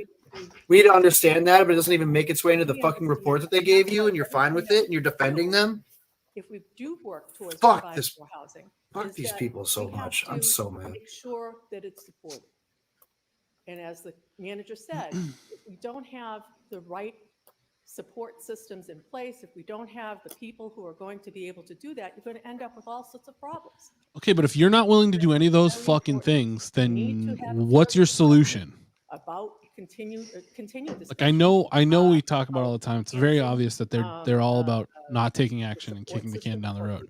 But in this specific situation where there is a crisis, what the fuck are you going to do? No one's saying that this is the end all be all plan. They're just looking for possible solutions that are available right now. And A little Toomey, less what the fuck are mundane you gonna do? cruelty. Just a little less cruelty right now. Stop doing the thing that makes the problem actively worse. People to the table, and we need to be able to understand that this isn't just a put someone in a house or let someone have a tent. You know, there are some people. The governor, when she was talking about having the refugees and people coming through the border, that we should open up. That's very true, Arcade. I haven't heard anybody say that they'd be willing to have someone have a tent in their backyard on this floor. So, you know, I mean, I think what we really need to do is understand that. Will you do it, Kate? That could be available. How did she vote on ADUs? Yeah, I was going to say, you didn't even want me to have like a house up to code in my backyard. We have children that are out on the street. It's a no situation. And I don't think it's something that can be settled in just one order, one petition. So I know we need to continue the discussion, but I cannot support this. Thank you. Shocker. Fucking shocker. Epic had asked. The next one is Thank you, February Mr. 18th. Chairman. Just want to start by saying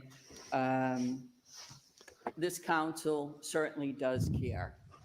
I think that we have proven time and time again that we do care. No, you don't. Community. And the notion that our shelters are only in District 4 is totally untrue. Totally untrue. There's a shelter. Who cares what council right now, district they're which is in? over at the RMV, which is in District 2. When the manager called me and asked me by what, about like a few blocks, less than it that. was very easy. And there's only one example. This city council, this administration, the city of Worcester, this country is facing the challenges of our unhoused. And nobody has the answers. And for any one of us, I'm a give to cash guy. stand here tonight and say that we have the answers. If we did, I'll tell you something. Listen, I choose to take people at their word. If they're saying they need money, then I can give it. Then entire country fuck it. is struggling. Do whatever right you want now. with it. And those reasons are for many. Yeah, I mean, if I did the math on like They are the things I've spent because most of my money on are not over my making lifetime, enough money to it's make mostly been criminal at that At moment the in end time. of the day, That's- yeah, who the fuck Hey, am who am I to judge? say? Yeah. money to make ends meet. So many of our folks. I love how it's here always like, oh, they deserve to live in tents. They've used substances. Meanwhile, so all of many these our fucking folks nicks on the city know they council are not drive seeing drunk the every right single side day. of the Right, right. Our challenge is how do we make them a part of our renaissance here in the city of Worcester? What? Oh my God. I can say. Drink every time you hear Renaissance. A rare Renaissance. A rare invocation of the Renaissance. Administration. An unhoused Renaissance. Are unhoused. Not one day. every meeting that I have with the city manager, that's what we talk about. When we talk about the day shelter. Is it talking that's about it, or is something it that just you we've been complaining about it? trying to make sure that happens. Fuck you, The Katie Malcosa. RFP, one of the best That's why we should things take away to me funding from the that police, happened because they was can't be that trusted we with it. weren't They'll just saying OD to while people playing in the Jenga. morning when they got up that they had to leave the shelter. That they could, Yeah, in fact, you know, stay if there. we sanctioned evidence For us to lockers say, for or police, anyone you know what they're to gonna do with say it, right? They're just gonna go in that there. K They're gonna take all the fun stuff is out. nothing but probably the most compassionate individual that I Probably. have seen and worked with in a very long time. He also submitted a report to you guys where he lied He's got one of the toughest by jobs omission along with and folks said that his who job are was about giving people collecting. tickets for I don't imagine that trash. every day they get up and say, geez, I can't wait to go and take down an encampment. But the Kate Jimmy reality is, nodding her head. Yeah, I bet some of Jesus. them do say that. pointed out, is that every I've day been in there. our They on and on they our did kind of phone, enjoy inflicting the misery. I cannot lie. encampments. There's the seniors who are talking about that they can no longer take their walks up behind Bell Pond. Civil Oh, they can no ethics longer are take their walks up behind Bell Pond. And that can't happen anymore. There's the teachers at Belmont Street School who have called and said that they don't feel as if the kids can go out and enjoy the park anymore. This city is really faced with challenges. There's no doubt about it. And I think So that what's your we solution? do as a city absolutely need to work towards making sure we are taking care of our unhoused. And again, nobody's laughing about what is happening. What There is does taking nothing, care of them mean nothing to you in your that imagination? is laughable about what's happening in our city and in our country. This Who's city laugh? What are you council, talking about? and Yeah, really. now I say this: we have said and we have supported many different projects. Our issue is You actively fought Oriole Drive. You are still fighting it. There's a permanent housing solution in your district that you have been fighting since day fucking one of that project. Shut the fuck up. But this God, council it's a bald-faced lie. work and strive to do to do the right thing by those who live in our city. And I, for one, I know because I do talk to the quality of life team daily, not once a week, not once a Candy month, just broke my and fucking not twice spirit. a week, daily. And sometimes, the conversation goes when I call, I say, Where did you guys you're evict today? probably Oh, that makes you saying, feel there good. she is again. But at the end of the day, they're the ones who are out there doing the work, and people who are calling on a regular basis, you heard folks talk about who live right aside of the parks. There is no way that this is something that these folks who have bought their homes, they just don't feel safe. They feel Bill, Eric's as looking if, out for you. We as a parks department, Thanks. as a city, we don't have the resources now to keep up with our parks in terms of the trash. We talk about it all the time. Because God, you we are refuse to just pay for anything except for cops. How we would ever even remotely We're just so fucking do proud something for like this. fascism in this country. It's unreal. So I would just say I think that we should as just a city, round them all up and and put them in work camps where at least they're being useful. with this, and he's been working tirelessly to provide. All of a sudden, We're it's comparing normal. homeless people to trash so much, we assigned the anti-trash task force to take care of the homeless people. And they didn't even fucking mention it in their report that they're going to discuss tonight. About not being able to support the notion of Maydi Morales's item that she had put forward. That's not something that I can support either, and I certainly can't support putting tents in our parks. I mean, I will say The tents are that already in the this parks. council It's about is, not again, fucking being cruel I to think them. we need to do whatever we can, and I know that there should be some monies coming from the governor. I needed something to the, play with. Commonwealth. That's the only thing I have And here. I hope that that happens because it'll give us some more spaces for our folks who are unfortunate to be out there and living in these tents. Oh, no, that was me. Thank you, Councilor Bergman. Thank you, Mr. Chairman. I wish it was just as simple as having Here we enough go. money to solve the problem. He's gonna outdo them all.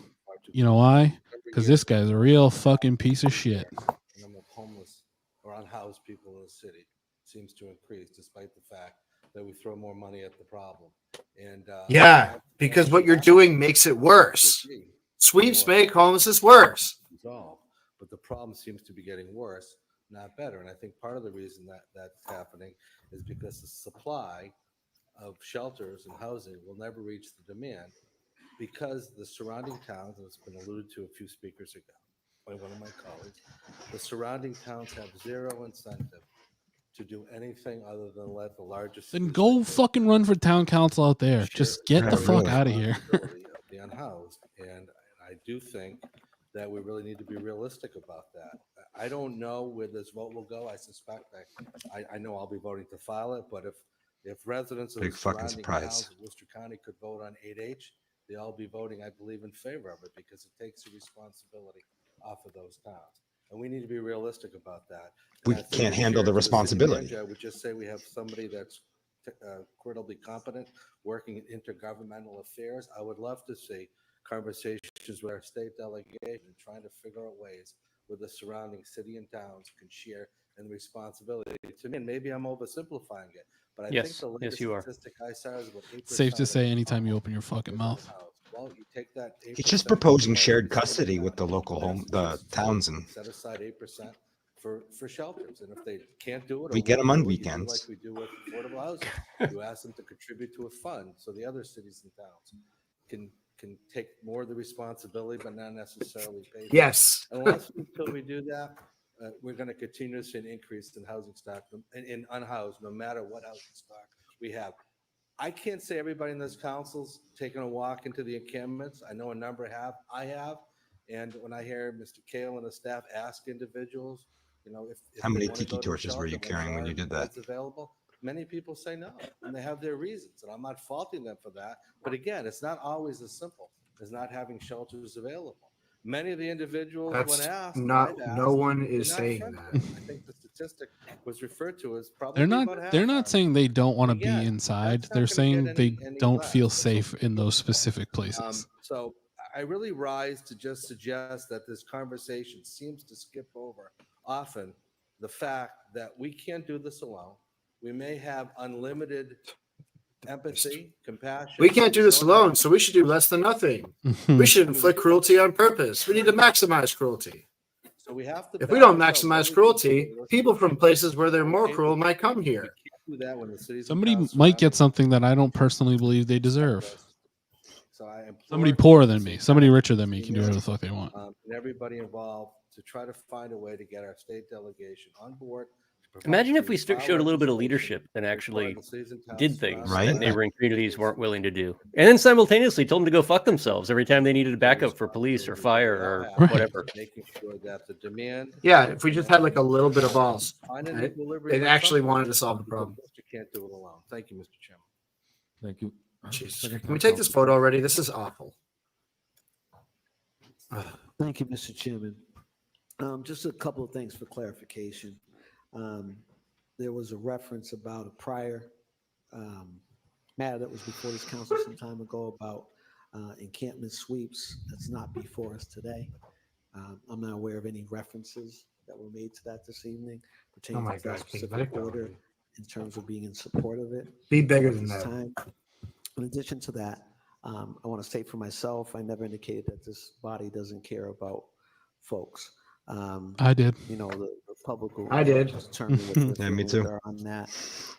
As it relates to all of this, again, if you look at this, what this is, Mr. Chairman, it's an ask for a sanctioned site.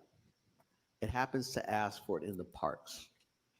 Again, I'll make this unequivocally clear. I do not support folks. I don't want them to be living in tents. I don't want them in tents. I want them in homes. There's nowhere else to go. There's 140 bed shelter. That's what he's leading up to. I think he's making yeah. a point. Like in an ideal world, and quite frankly, it doesn't matter to me one way or another, because we know that this body, we have a number of folks here, all who have a vested interest. Yeah, Brandon, how are you doing in Fortnite? Sure, that's okay. That this housing matter is addressed. Not my I know best I filed performance. some months ago. Probably distracted from all the measure asking shitheads for a being strategic shitheads. plan It really related is to a lot. housing. I know that Councilman Yen filed one recently with some more specifics requested. And I wanted to ask, through the chair to the administration, what is the update on the current housing task force? And where are we with strategic planning, through the chair? Through the chair to the council, the housing task force meets periodically. They have subcommittees, and we meet to talk about some of the issues and concerns that are happening in the city, and also talk about strategies. I've actually called to establish a new strategic plan. I've actually included Joe Finn, who is a renowned individual across the state who worked with us in the first Housing First Task Force to establish that strategic plan as part of MOAC to kind of help us in leading that effort. He's working with leaders in this space coming out of different universities across the nation we're waiting on their proposal, on their efforts to lead us and be the consultants to lead us in this effort of strategic planning around the Housing First Task Force. So our hopes is to hopefully have some proposals soon from them, and then we'll be able to kind of start the work on developing a new strategic plan. Thank you, Mr. Chairman. That was the kind of response I was looking for when I filed and asked to develop that strategic plan, which was supported unanimously.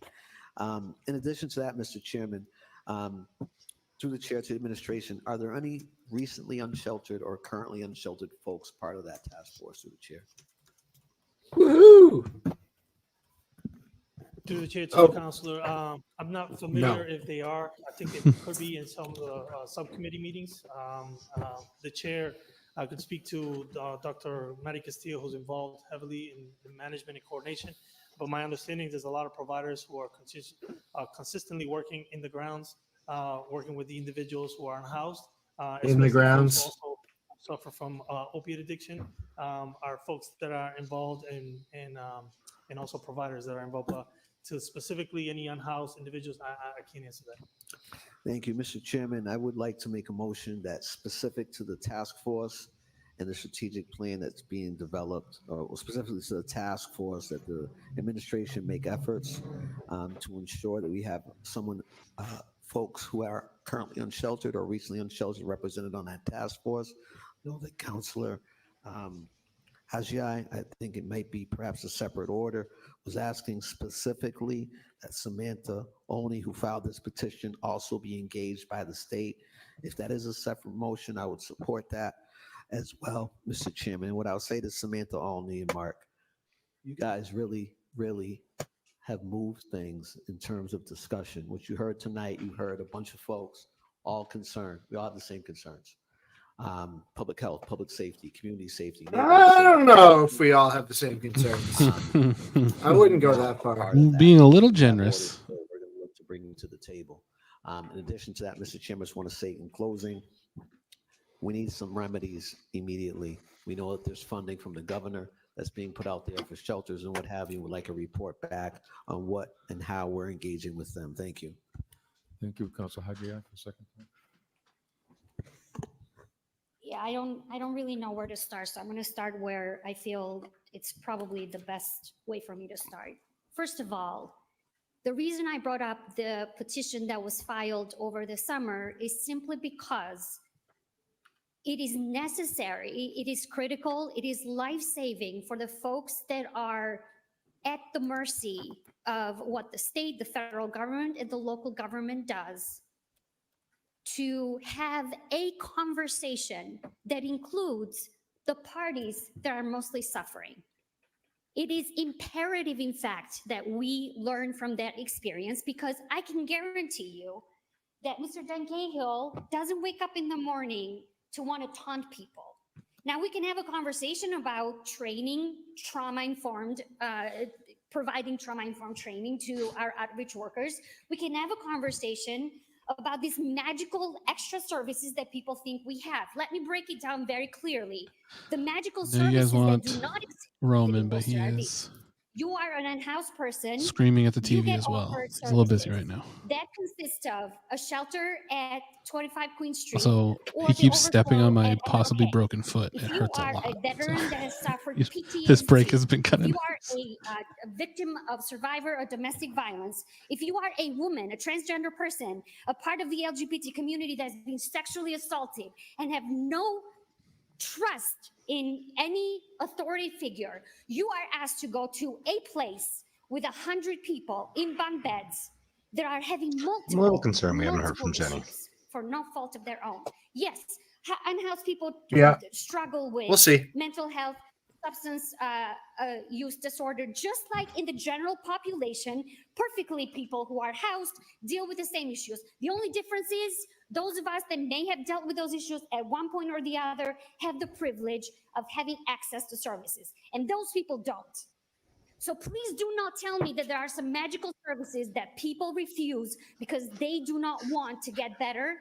They do not want access to housing. They do not want access to treatment. Number one. Number two, Well said.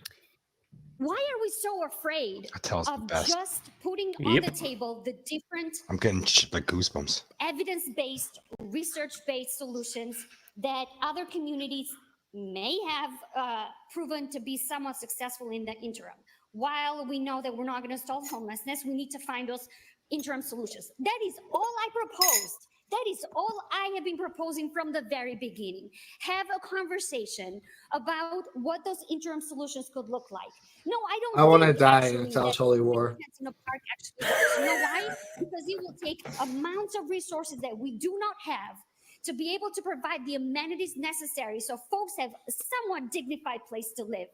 But what might work is an interim place where we can actually think about providing some sort of dignified ways, whether it's sanitation, whether it's services, whether it's a place that actual people who need support can go find their clients and their patients and provide life-saving healthcare services.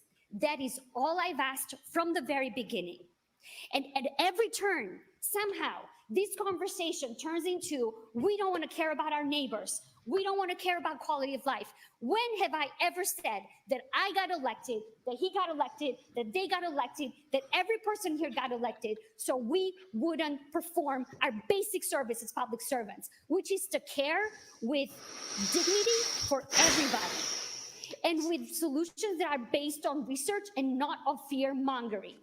I am asking for the multiple times that I've asked, please bring those folks to the table so they can Yeah, look she at works for Healthcare for the Homeless National Coalition. public safety, people-centered Senior solutions policy that analyst. doesn't She's like the only one on the that floor does that knows what she's talking about. Please bring Mr. Cahill back to the table because he's been at the table from the very beginning when you convened that task force.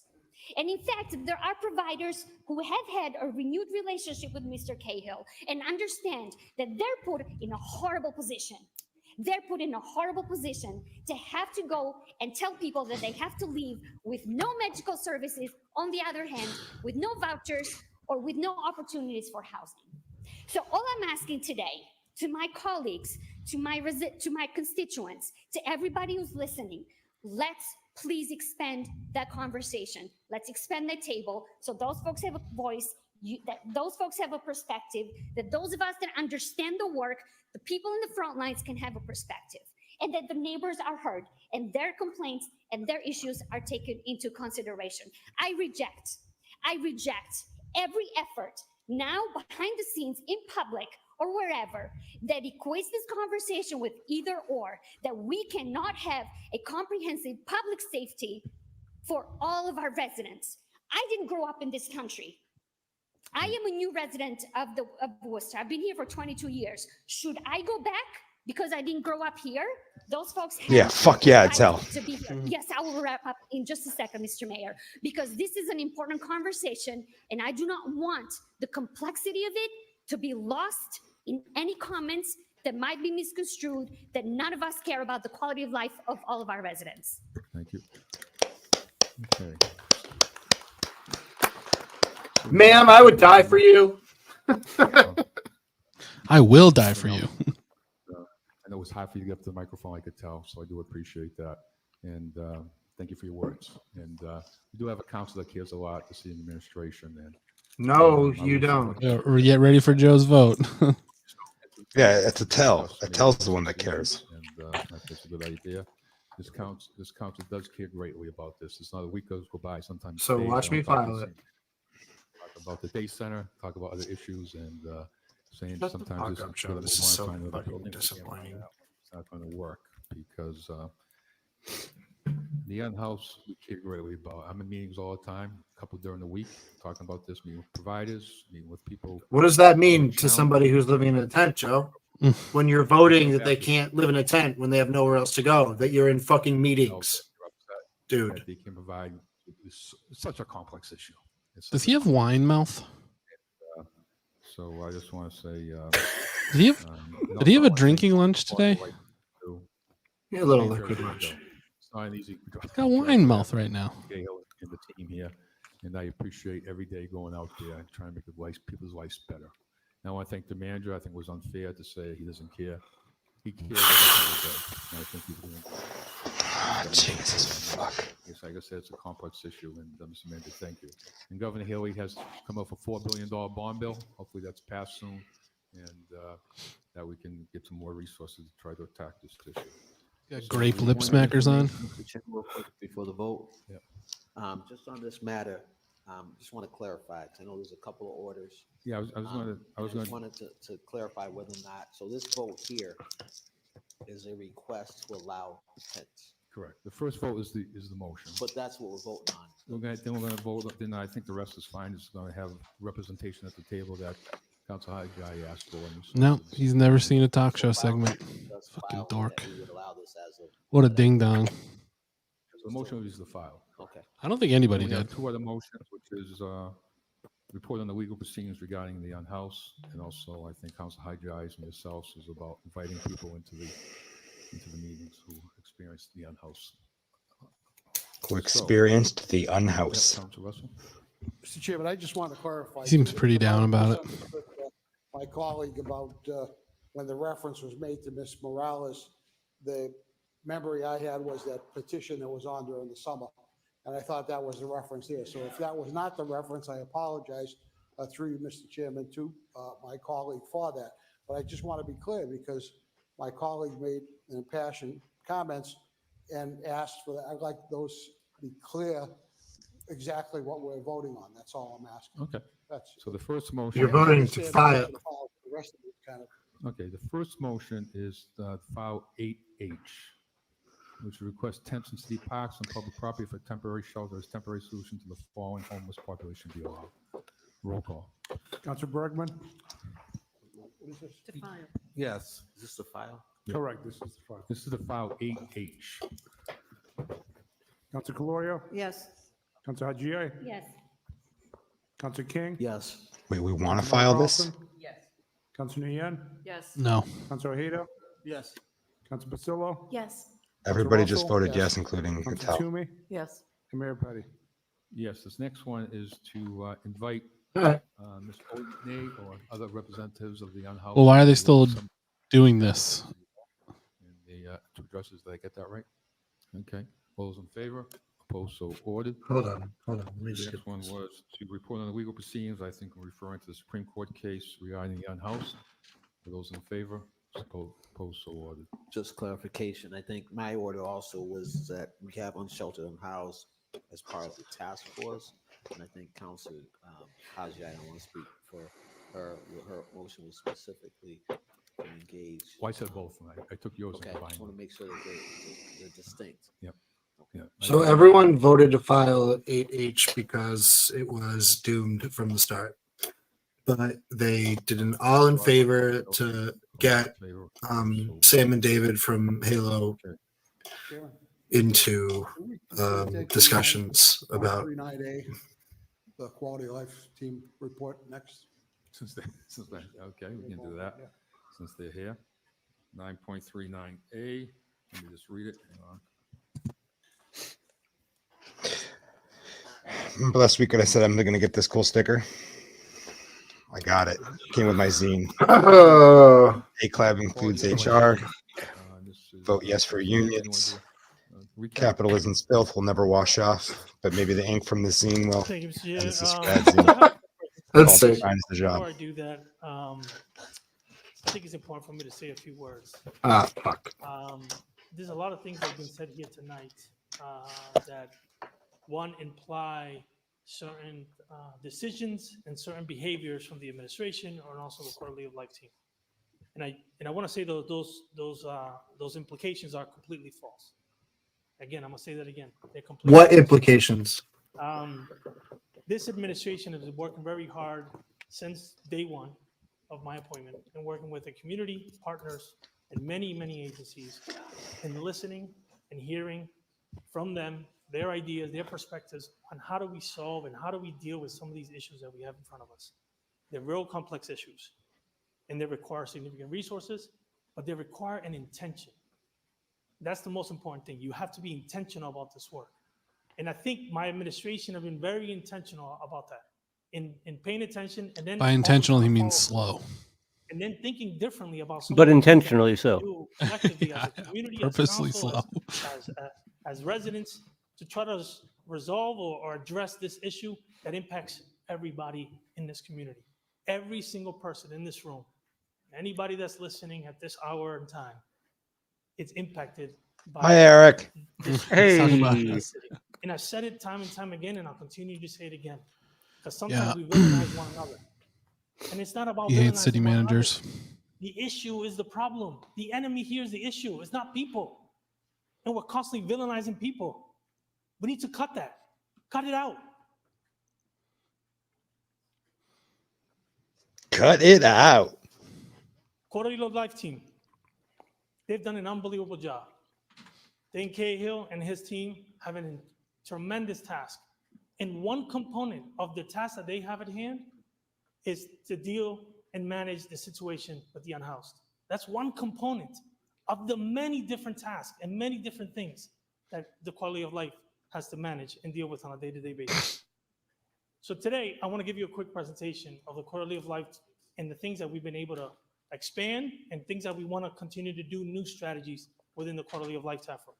So it's been very intentional to remove some of the language and rhetoric that's been added about outreach and encampments, et cetera. I thought he was going to slip there and say it was intentional to remove encampments. There's a lot of things that they're doing well, and there's a lot of new strategies that I want them to do. So again, I'm just thanking and pleased to be here to share a little bit about how active this team has been to improve neighborhoods and build community relationships. And slide number 2. So to start, the goal of the Quality of Life team is to strengthen community partnerships, implement innovative strategies to create neighborhoods that are welcoming and thriving, from assessment to action. The team follows a meticulous process to enhance Worcester's Quality of Life. Slide 3. Quarterly of Life. So what do we do?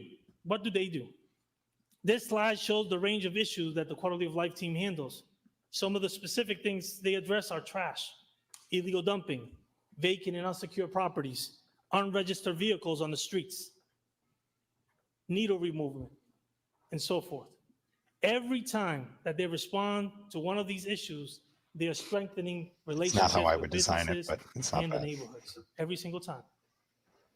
So who we are? So what exactly comprises of the team, and who is the team? The team is led by Director of Quality of Life, which is Dan Cahill. I promoted Dan Cahill this past year to the director of this team, who is based in the city manager's office, is under my leadership, and there's also an interdepartmental team, also made up of members of inspectional services, public works and parks, and also the police department.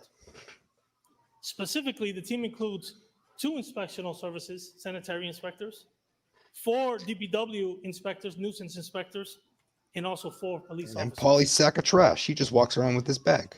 So I'm gonna give you some statistics here about illegal dumping and some of the things that they've had to address and deal with on a day-to-day basis.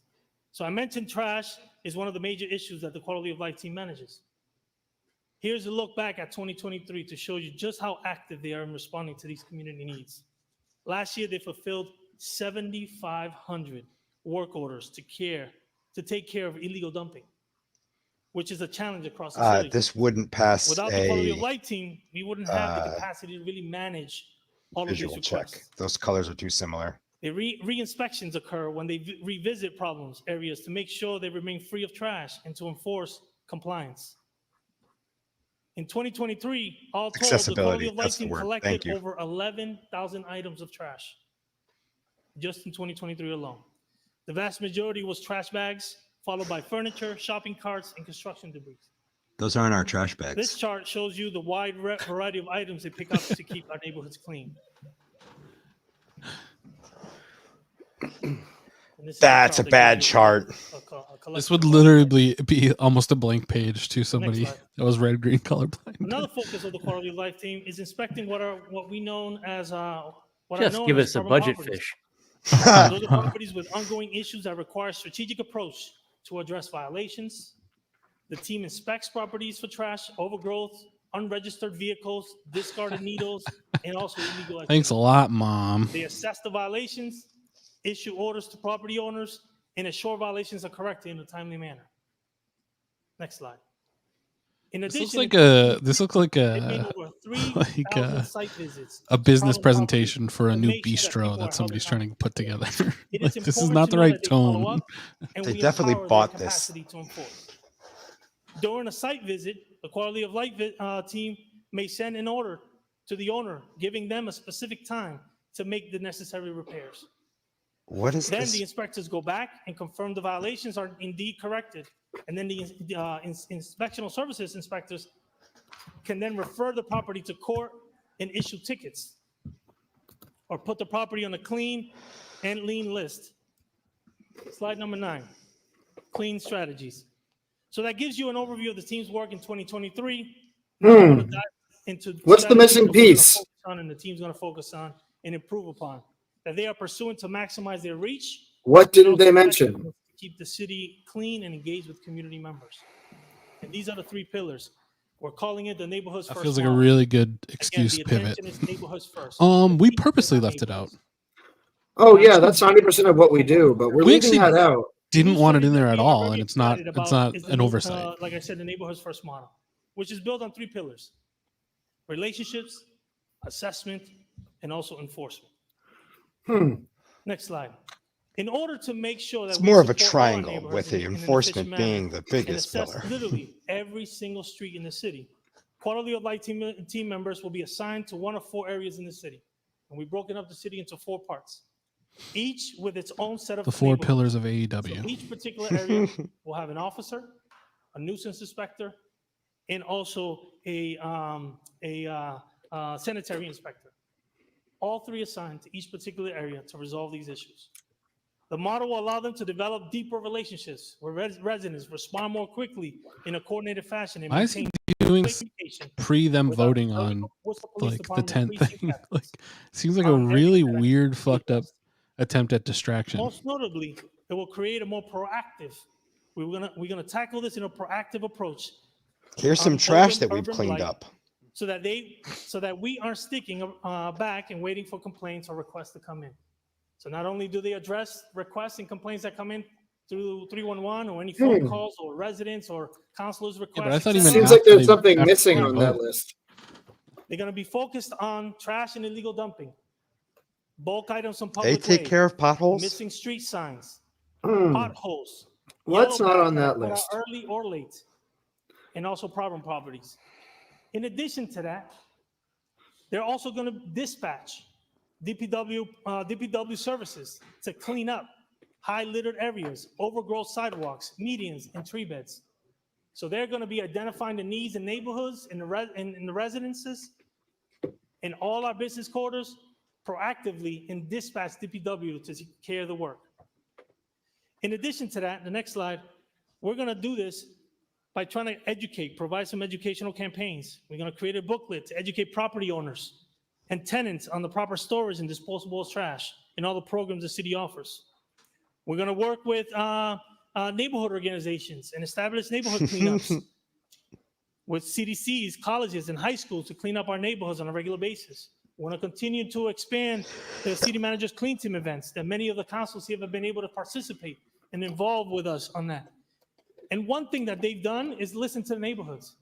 The neighborhoods have actually Inflatable talked Dream, about welcome to having, the chat. First time neighborhood chat. champions.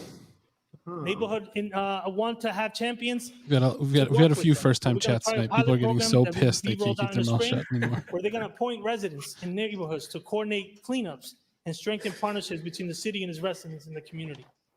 I'm going to give you a little bit of testimonials here about the quality of life team. I could praise the quality of life team all night, but I don't want you to just take my word for it. Here are a few words, testimonials for them. I have worked with many City of Worcester departments over 30 years on a host of neighborhood issues, and I can say without a question that Dan Cahill and the Quality of Life team are the most responsive and effective that we have ever had. Dan's follow-up is exceptional, and his communication skills are second to none. Correct me if I'm wrong, but the only criticism we heard is that they also evict Quality of homeless Life people. Task Force has Like there people wasn't that any think like outside the box disparagement and of are their willing to character that I help, can to remember. give people encouragement and hope that they need the things that things can change in our community. And lastly, the last quote, I appreciate the help of the Quality of Life Task Force provides. You can call on them to provide services for our community. They are very much active in our communities and make things happen. And so to kind of cap this Get off, rid of the people we don't want. I'll have a little video about the Quality of Life team that I think many of you would enjoy. Oh boy. Good start. Good start. Jesus fucking Christ, dude. Yeah, we're just doing no sound. We don't give a shit about sound. I think cable service has to play the video because I don't get any audio data here. Beck, are you able to play the video? Shout out Beck. Whoa, Beck. Beck goes, nope. Play the video Don't play it for him. Hi, I'm Dan. I think I'm fucking great. Piece of shit. Why don't you just narrate the whole thing for us, Travis? This is the city of Worcester. We don't like homeless people. We sometimes try to call them unhoused people, but then we don't really think about it. No audio is so What do we do? We take care of unregistered cars, bags of trash, and human trash as well. We don't take care of our glasses, which are clearly crooked. Unfortunately, you can't throw the people out, so we just shuffle them around the city. We put them in bags to easily get rid of them. They probably have no output set on the system. So they're probably sharing audio. They just don't have an output set to the homeless outreach team. Oh, parlay. Conspicuously missing from the rest of the slide. David Jerry. I think we should just put him. I know that the audio is not playing, but we'll share it tomorrow with the public and everyone so they can see it, including the council. The video will give you a little snippet of some of the testimonials, some of the things that people have said, and the work that they do every single day. So to wrap up, I invite people to learn more about the Quality of Life team on our website. Except for the things that we don't mention. And listen to them.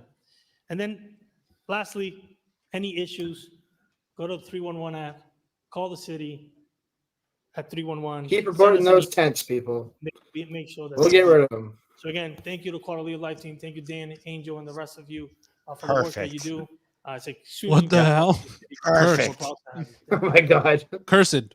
This is cursed. That's so good. That's so good. Holy shit. That's like the start of a documentary about an evil organization. Wasn't what it seems. Nikki Haley wants to send your children over the border. The quality of life is anything. Thank you, Mr. Quality. Chairman, and I just want to thank the manager for this report that I've been asking for when it comes to addressing the issues of the city of Worcester, cleanliness, and all the issues that impacts the quality of life. I just want to thank the Quality of Life team again. For all the work Jesus fucking Christ. This is you've a tough meeting, everyone. I think it's a We've great had it idea easy that for we're going too to long. divide this community in 4 areas. 2 whole weeks. 4 teams that go out in the city of Worcester. That's 2 weeks too long.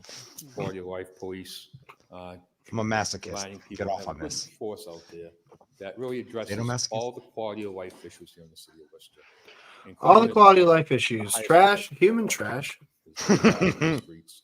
Now, I noticed in that one of your slides you talked about, you gave the listing of all the different people, things that are being dumped on the streets was construction debris. It was one of the highest. I think it was around 600, 700 different out of those total responses that you've made. So that means construction people are dumping this stuff on the streets of the city of Worcester. And probably, I would say, so, probably people from outside the city of Worcester. So sometime, hopefully, Mr. Kao can take a good look at that going forward. And it seems like one of the biggest problems we may have in that. But I just want to thank everybody. The education part of this is important too. Yeah, Roman passed out. Is educating people, whether it be with the... He's hanging halfway off the bed. Just the idea of, you go into other season towns, they talk about, let's keep that town clean. Joe bores him. Owning the idea and putting that video out, I think, on the internet would be very helpful also. But, and Yeah, the video that doesn't mention a major part of what they do. I hear there are a lot of people on the We're internet. looking forward to implementing this moving forward here in the city of Worcester. So thank you, Mr. Manager. There's a lot into this report. Probably send it to public health. And Maybe some people from other towns will see it and thank you. finally take responsibility. District 3 Councilor George Russell, followed by District 2 Councilor Merrill Coates. Thank you, Mr. Chairman. Mr. Chairman, I want to compliment, as I had earlier this evening, the Quality of Life team, not only for the work that I referenced earlier, but also on the day-to-day operations, just basically, cutting the red tape. And that's what a lot of it has to do with. It's constituent services, services for businesses as well as for residents. When everybody kind of throws their hand up in the air and, and the councilors get a phone call, sometimes we get this. You got to do it, Camber. You got to do it. There was a You're supposed to mix it with gin and tonic. Fireball actually is spice. And on the street, That's Worcester spice. plows plowed around it. And we have these plow bans. Turns my eyes super blue every time I drink it. Even during the winter bans, during the snow. I've been drinking so much Fireball, my eyes are permanently blue.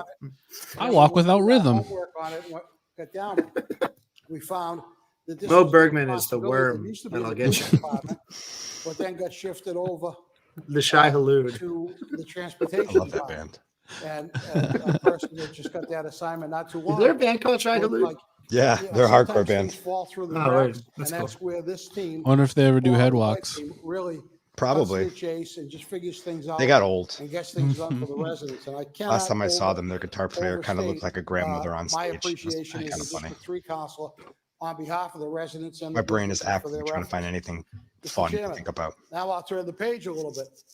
You referenced, Mr. Chairman, when you Bye, spoke Roman. Everyone about say the, bye to Roman. Bye, construction. Roman. Well, I saw a few other notations You too, Roman. on my page of trash statistics. Sometimes I think after being on Public Works Committee for so long, I'm being labeled as the trash person, and I don't No, like we're that just in calling a you bad trashy. way, as well as in a good way. But Mr. Chairman, when we have 11,000 actions taken, and over 3,300 of those actions is dealing with trash bags, what's that tell us? It tells us that the people in this city are not getting the message when it comes to trash bags. It tells me that we need a pilot area released to talk about trash bags being picked up without there being a fee attached. That's what it tells me. It tells me if not that we need a system, we need some action in these urban neighborhoods, because in the suburban neighborhoods, I'll bet you anything you want to bet. Oh, what's your definition of urban neighborhoods versus suburban, George? Yeah, really. It's an issue that according to Oh, that's these cute. is I thought we're all overwhelming. one city. Mr. Chairman, I've been on this council. What the fuck does that like? It's by definition, all neighborhoods are urban in this city. On Noble Street. Yeah, interesting, George. Drop-off center. Mhm.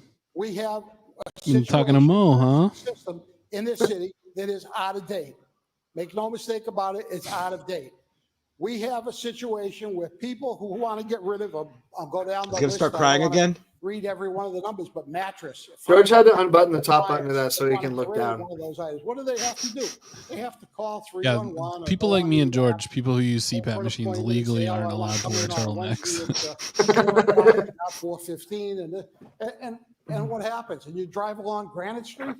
I need a CPAP machine. I sound like a Mattress is dying thrown on the side animal of when the I road. sleep. That's a problem. Should get one, Especially dude. They're when Granite great. Street is only a block away from this facility. That facility. Just give it a few more years. You won't sleep at all, should and be it'll without be an fine. appointment. It You'll just should be wander around the open as backyard at night. many hours as possible. That too would cure these issues. These are issues that I've talked about. Yeah, I feel like I got a couple more years. Multiple times. And this is nothing. I'm good for another 5 years on this earth, probably. And I hope, Mr. Chairman, that the manager and his team, when we're talking about a budget Seems process, confident. not too far over. Yeah, a little. I mean, because the people of this city tonight need to have a place to bring their trash. It's looking a little free. lower. It doesn't have an appointment that they can drop off these large bulk items. That last time I looked at, facility only generated about $30,000 for the whole year. And what do you guys text Jenny and ask her to stop staring into my That was when soul? we were charging more than $5 an item. Now I think we're still charging $5. She an won't item. look at her phone during meetings. And it's really driving me crazy. There's so many funny things we could be doing. She steadfastly refuses to look at her phone. Fucking bullshit. And I don't understand why we have 30. I said hi to your daughter, okay? Yeah. The least you could do is do bits with us. What if Clementine needs you? Look at your We have phone. trash teams driving up and down the street every week. Why aren't they just picking it up? Why aren't they dealing with it? Why aren't we? It's mind-boggling. We need to do something. We haven't even gotten off these items yet. Neighborhoods when it comes to trash. We're on item number 2. Drugs and guns. I can't imagine anybody in this room has strong opinions on drugs and or guns. Bye, Molly. Thanks for the Photoshop. Right. Was a real this warrior would stick report. her out. I know, Mr. Chairman, you had talked about Worcester and your goal. I don't want to live no more. in this city. We've talked with the city manager and about the quality of life team, and to have this move to the Neighborhoods First model, I think is great.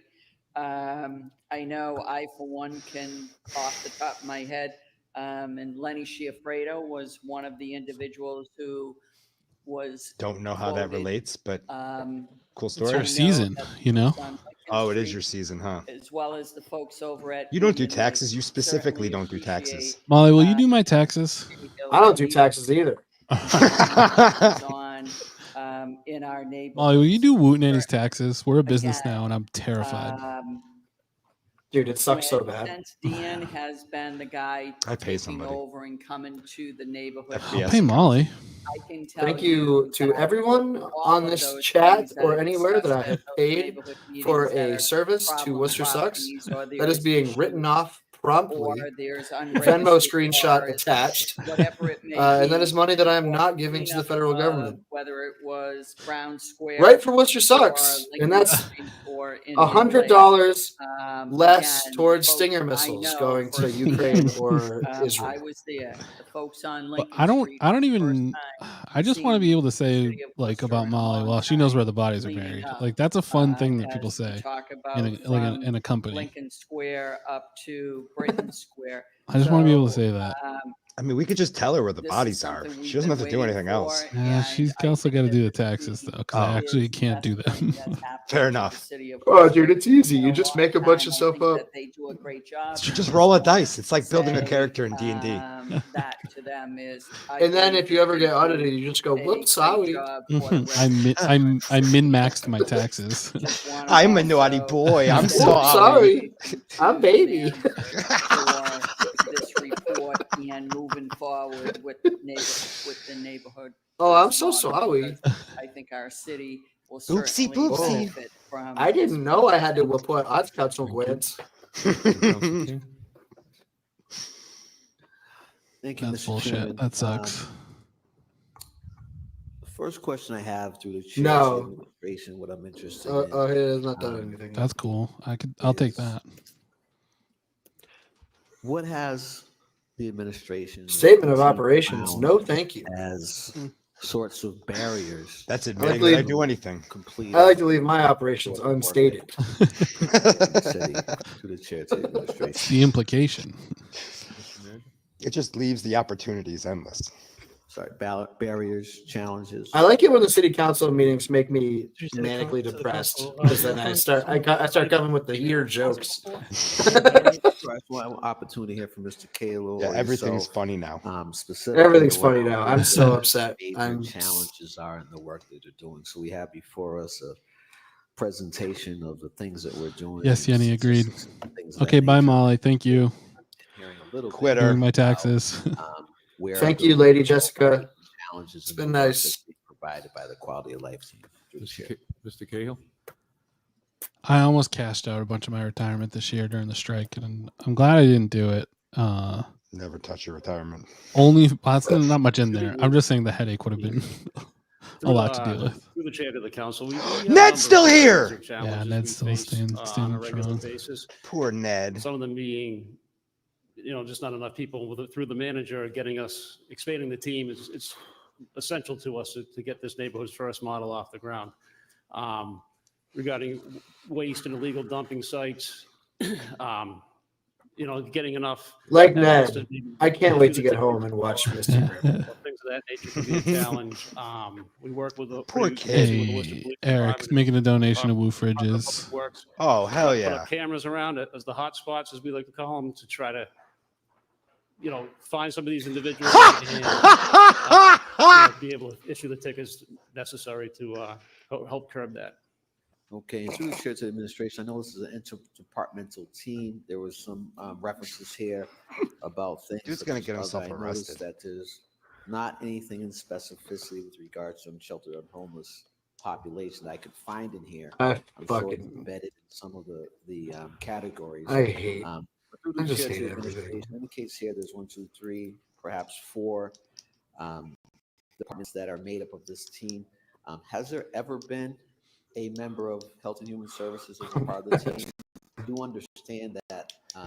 It's a picture do of engage with Health and them. Human It's a picture of Dan Services. Cahill evicting the homeless encampment outside of But the are they RV. actual part of the interdepartmental team that is called Quality of Life? And the follow-up to that is, I know, particularly in District 3 and some other places that I've seen, we have some challenges with folks who are property owners or residents in terms of mental health, hoarding, folks who are agoraphobic, they don't want to be out around other people, and it results in public Folks who are agoraphobic nosebleed.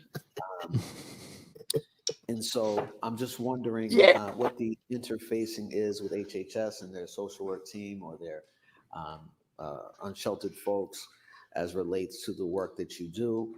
And, if there's any specific. We should start a little Worcester stock market. Those sorts of issues. What does that mean? Perhaps I don't know. Just make up like a little Dow Jones. We'll set the ticker going up, going down. People can buy little things. Oh, a book, a gambling book. yeah. But just on. Council, we work very. But we just closely like, with Evis Tripolari is out with us on a regular basis. Richie Gonzalez, recovery coaches, especially with regards to the unsheltered population. This is Also, embarrassing. for hoarding situation on inside and interior properties, we work very closely with the Department of Inspectional Services, and they had a social worker there for many years who just retired recently, but we've worked with her. I like the and idea of Inspectional David Services going has been down to great offering Kinko's their and paying services money as well. to get this printed out large. Mr. Manager? Yeah, so I just want to answer your question specifically. You asked if the HHS was specifically a part of the quality of life team. The quality of life team does not include HHS. HHS is a complementary to the quality of life team. And so Evis and the recovery coaches assist, and they work with them and calling them and asking them to be present in some of these sites. But they're not directly as part of the quality of life team. They're a homeless outreach team as part of HHS. That was a fun bit of internet drama. That was good. Thank you. And Almost as if she doesn't think any real thoughts and services that we provide here as a city. Just goes at any issue in any given moment with no consideration of what she really believes. No context. As well. And my question is, and this is something I've talked about for some time, and I've talked about with some other folks who are elected and some other folks in the community around that sort of interaction. And clearly, How? It might have been me. It was David running across the screen. We have I have an annoying laugh that they scares talk even about me. trash. They talk about nuisance properties. Yeah, Travis, I think we think whenever you feel something really funny coming on, you have to mute. Mute. Yeah, no, I feel you. I'm sorry. It's so loud. Debris, trash bags, as mentioned, construction issues. I'm just wondering to the administration, what I've talked about with Only way folks that could have is, gotten better is if we you have tripped. building, zoning, business, community development, clerk's office. Nothing corporate against Dave. development, It just would have been a very economic funny development, moment. Fire, Worcester PD, HHS. We have the parking folks. We have transportation, mobility, veterans, water and sewer, youth folk, youth opportunity, youth department.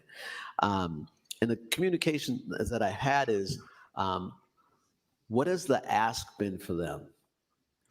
Because a lot of those folks are out in the community, they may repeatedly see a space or issue that needs to be addressed.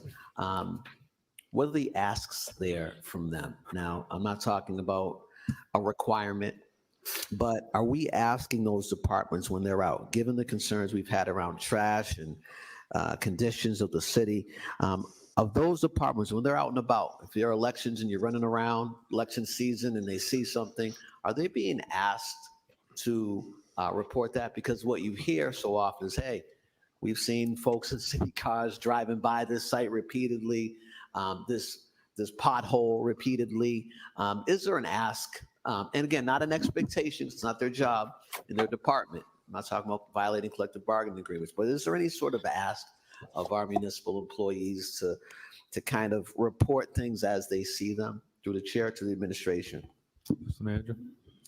To the chair, to the council, there has been an ask, but we also need to be sensitive to the fact that they are union employees. Oh, yeah. And sometimes union employees have certain responsibilities. And just because they're a DPW, driving a DPW truck and they drove by a pothole or an overgrowth and they didn't take care of it. We're talking about everything the quality of life team does, except for what they mostly do. Other union members who are responsible. Except for the one thing that we spent the last hour talking about. But we're talking about them like they're two different issues. Different departments work with Dan Cahill and calling him and letting him know issues all across the city, and specifically whether it's economic development to inspectional services, our office.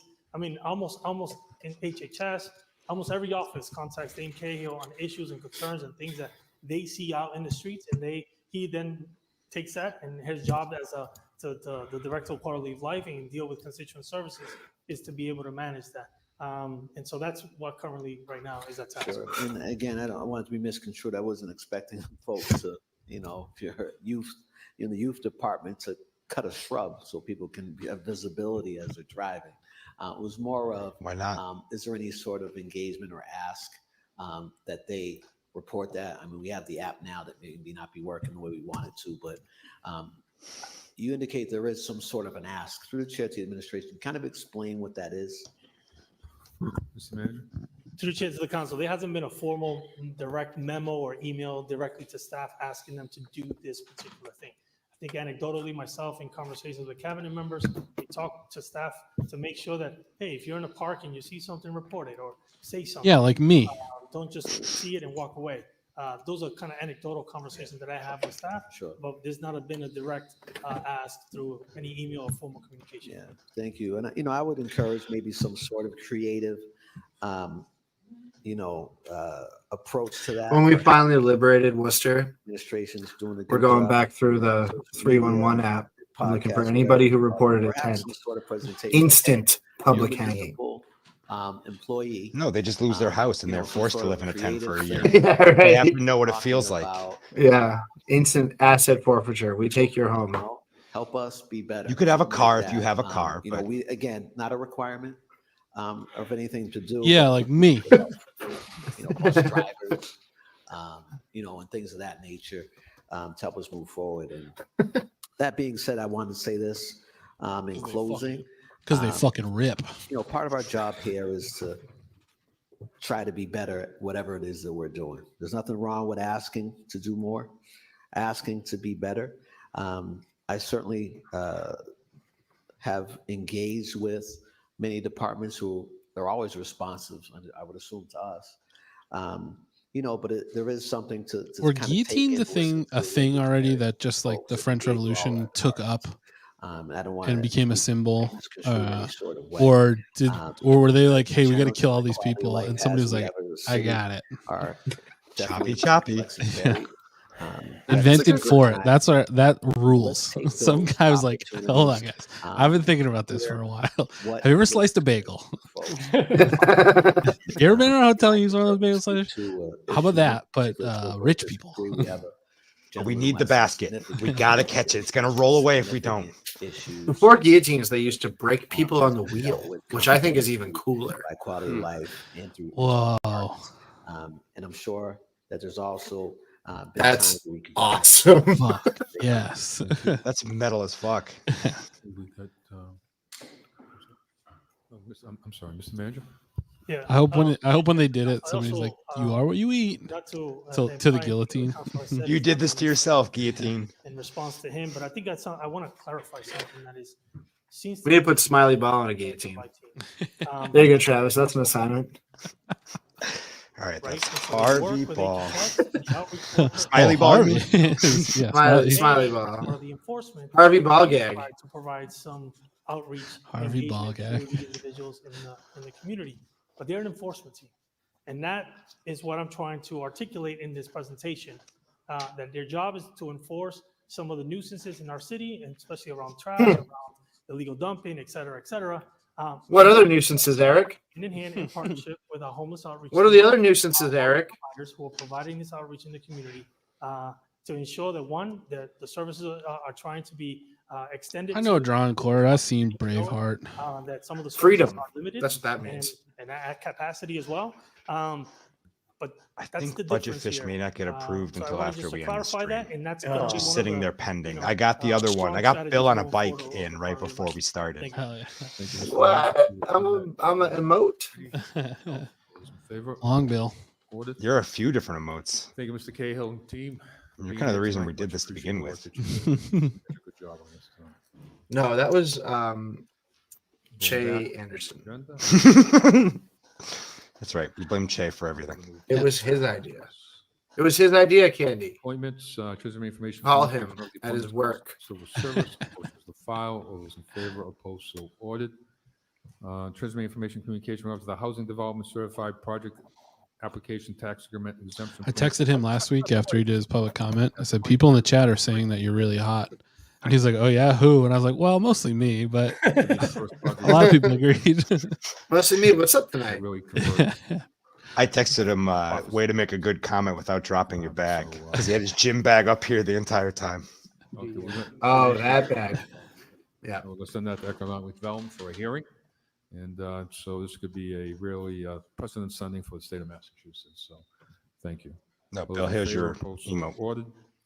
Transmitting information communication relative to the Whispering Wall at Lincoln Square renovation. We'll send that to Parks.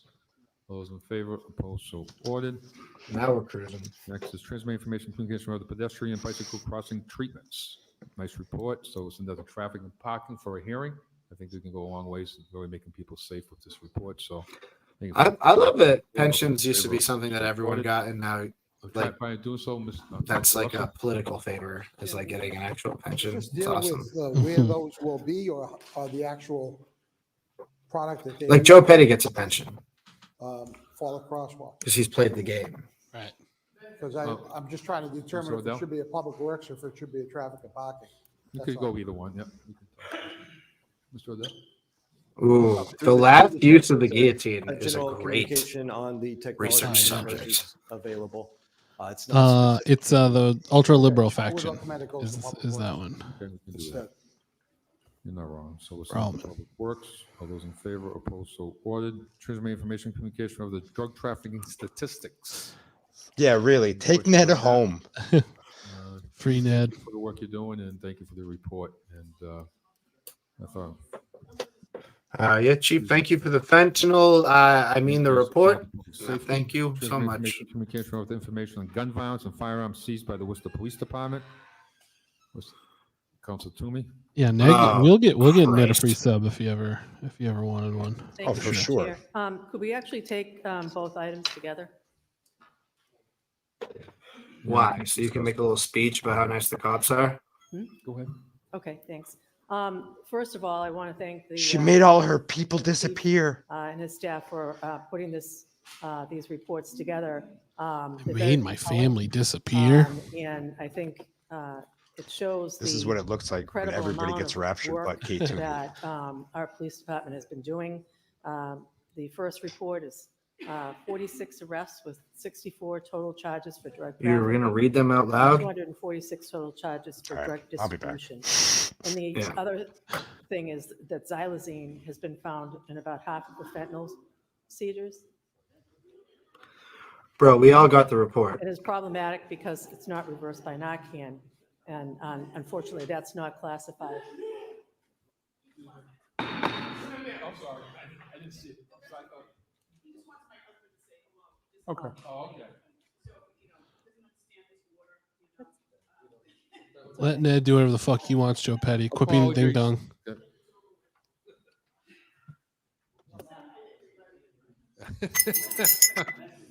I think Ned just wanted to participate.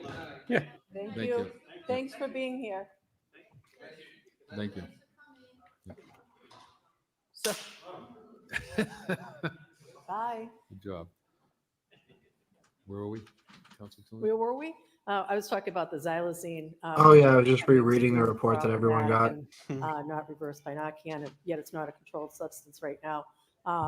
But at any rate, this warrants further discussion, and I look forward to having Why? it come to our subcommittee.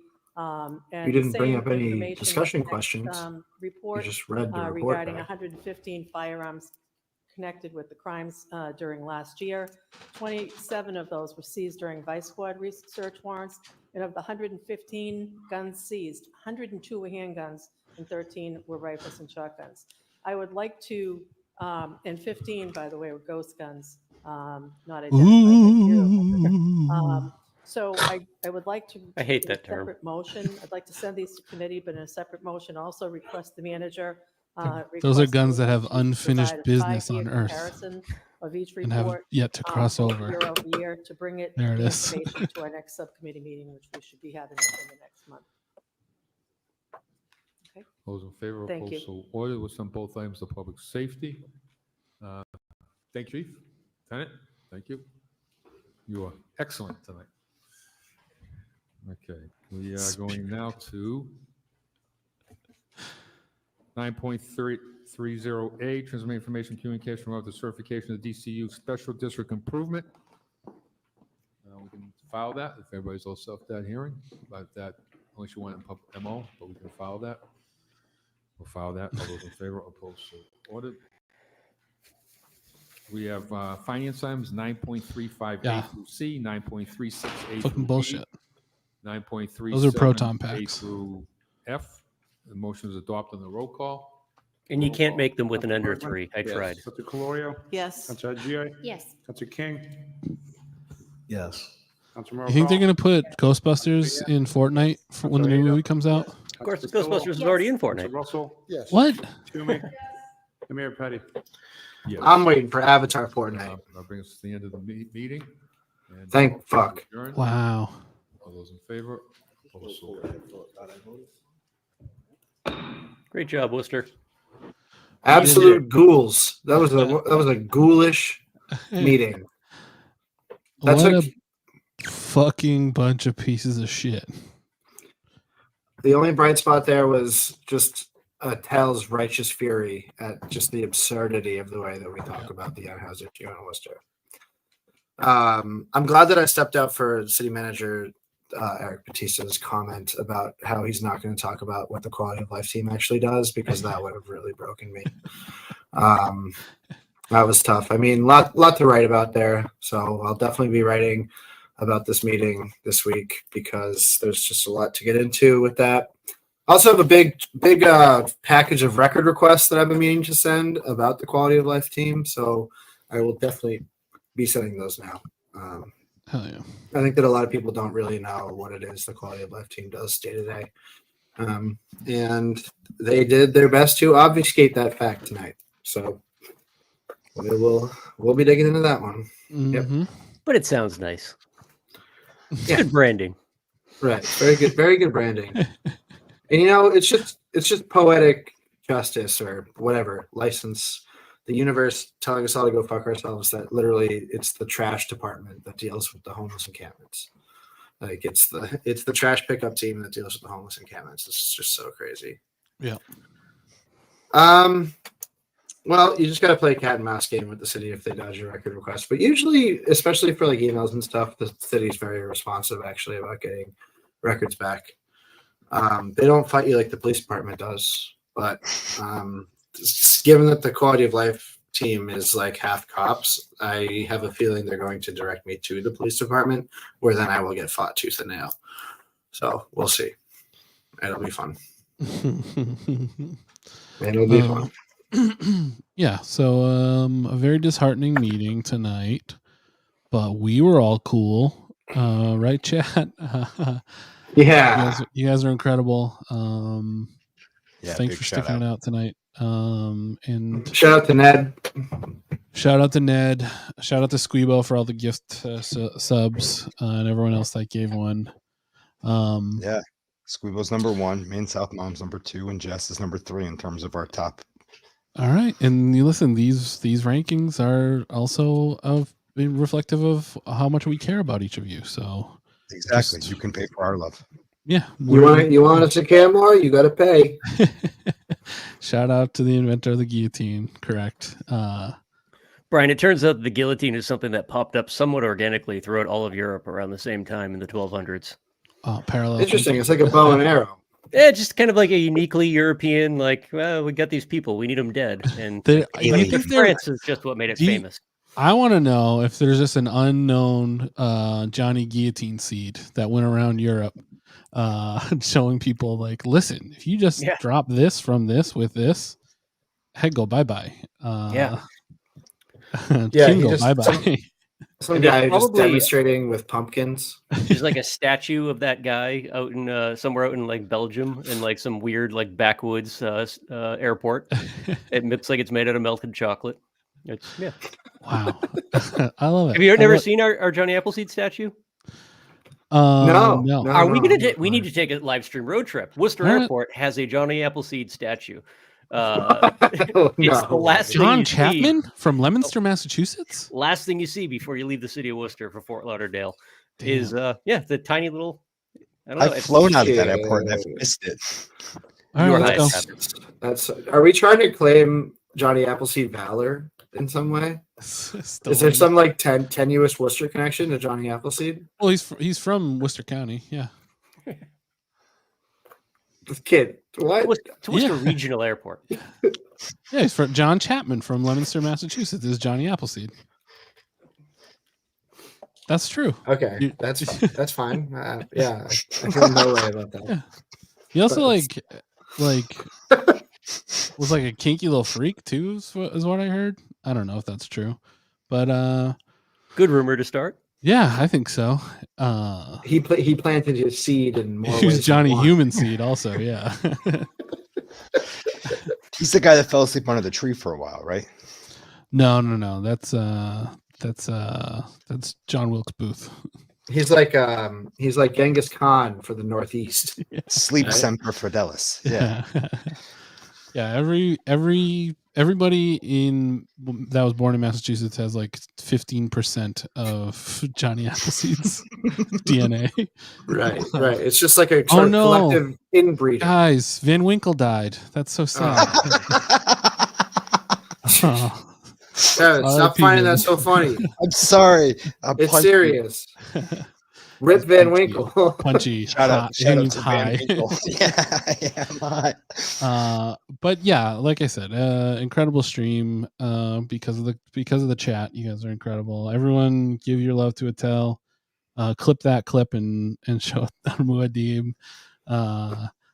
We worship her. So the kids watch Hatterack.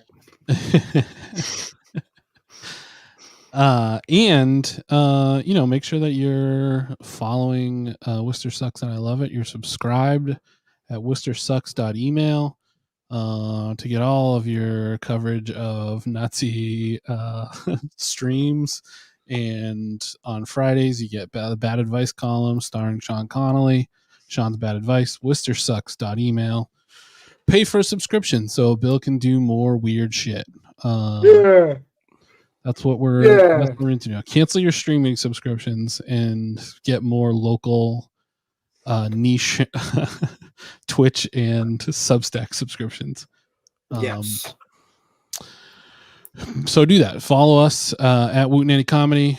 Make sure you're subscribed here. Make sure you follow this to Twitch account and follow us on Instagram at WCT3000 for all of your show updates and us knocking down the Johnny Appleseed statue and throwing it into the river. And make sure you're also following Wootenanny Comedy. We got some stuff coming up on Instagram. Follow that for very specific. We have a show coming up on February 23rd at Ralph's. Fresh New Faces, we're calling it. We got some great comedians, a great showcase, including Will Smalley and Josh Stokes coming up from New York. So that's going to be a great one. And if you want to come to a show that I'm doing Saturday night, the 10th, I'm headlining Shakey's Comedy Shack in Arlington. It's in the back of a donut shop, I think. Don't know. Trying to figure it out, but I'm headlining that. Tickets are cheap. I'm also going to be doing on Monday, February 19th, right? The Dirty Gerund. Yes. I don't have art for it, but go to that as well. That's free. And it's going to be fun. Travis, you got any more No Jerks coming up soon? You just had one. We just had one. We're When's having the the next one? steering committee tomorrow night. That was the meeting that Epic was asking about. That's a select group of people that are hopefully going to help me bring this thing more frequently. The jerks. It's been the effort of one. It needs to be the effort of more now. More jerks. Also on February 13th, Worcester WCMF has an event. There 15th. It is. 15th. Sorry, I knew it was around Valentine's Day. 15th. First open newsroom event. Come by, talk stories, talk shop, bring some pitches. It's gonna be a fun time. Come to the video store, hang out. Also, Geo Hellraiser. Ashton's coming. I think the first one is going to run on February 27th or 8th. The WPSN brief is one post a month, and then there's going to be agenda previews for school committee meetings that we will run in some way, but we haven't quite figured that out yet. Hell yeah. Go knit with the Nitty Council on Sundays. Make sure that you are joining up with them. They are, they are a super PAC of political extremists who are, as far as I've heard recently, they're knitting a guillotine together. Funded by the Iranian state is what I heard, actually. They are an outpost of the Houthi rebels. So, very excited for them. All their great work recently.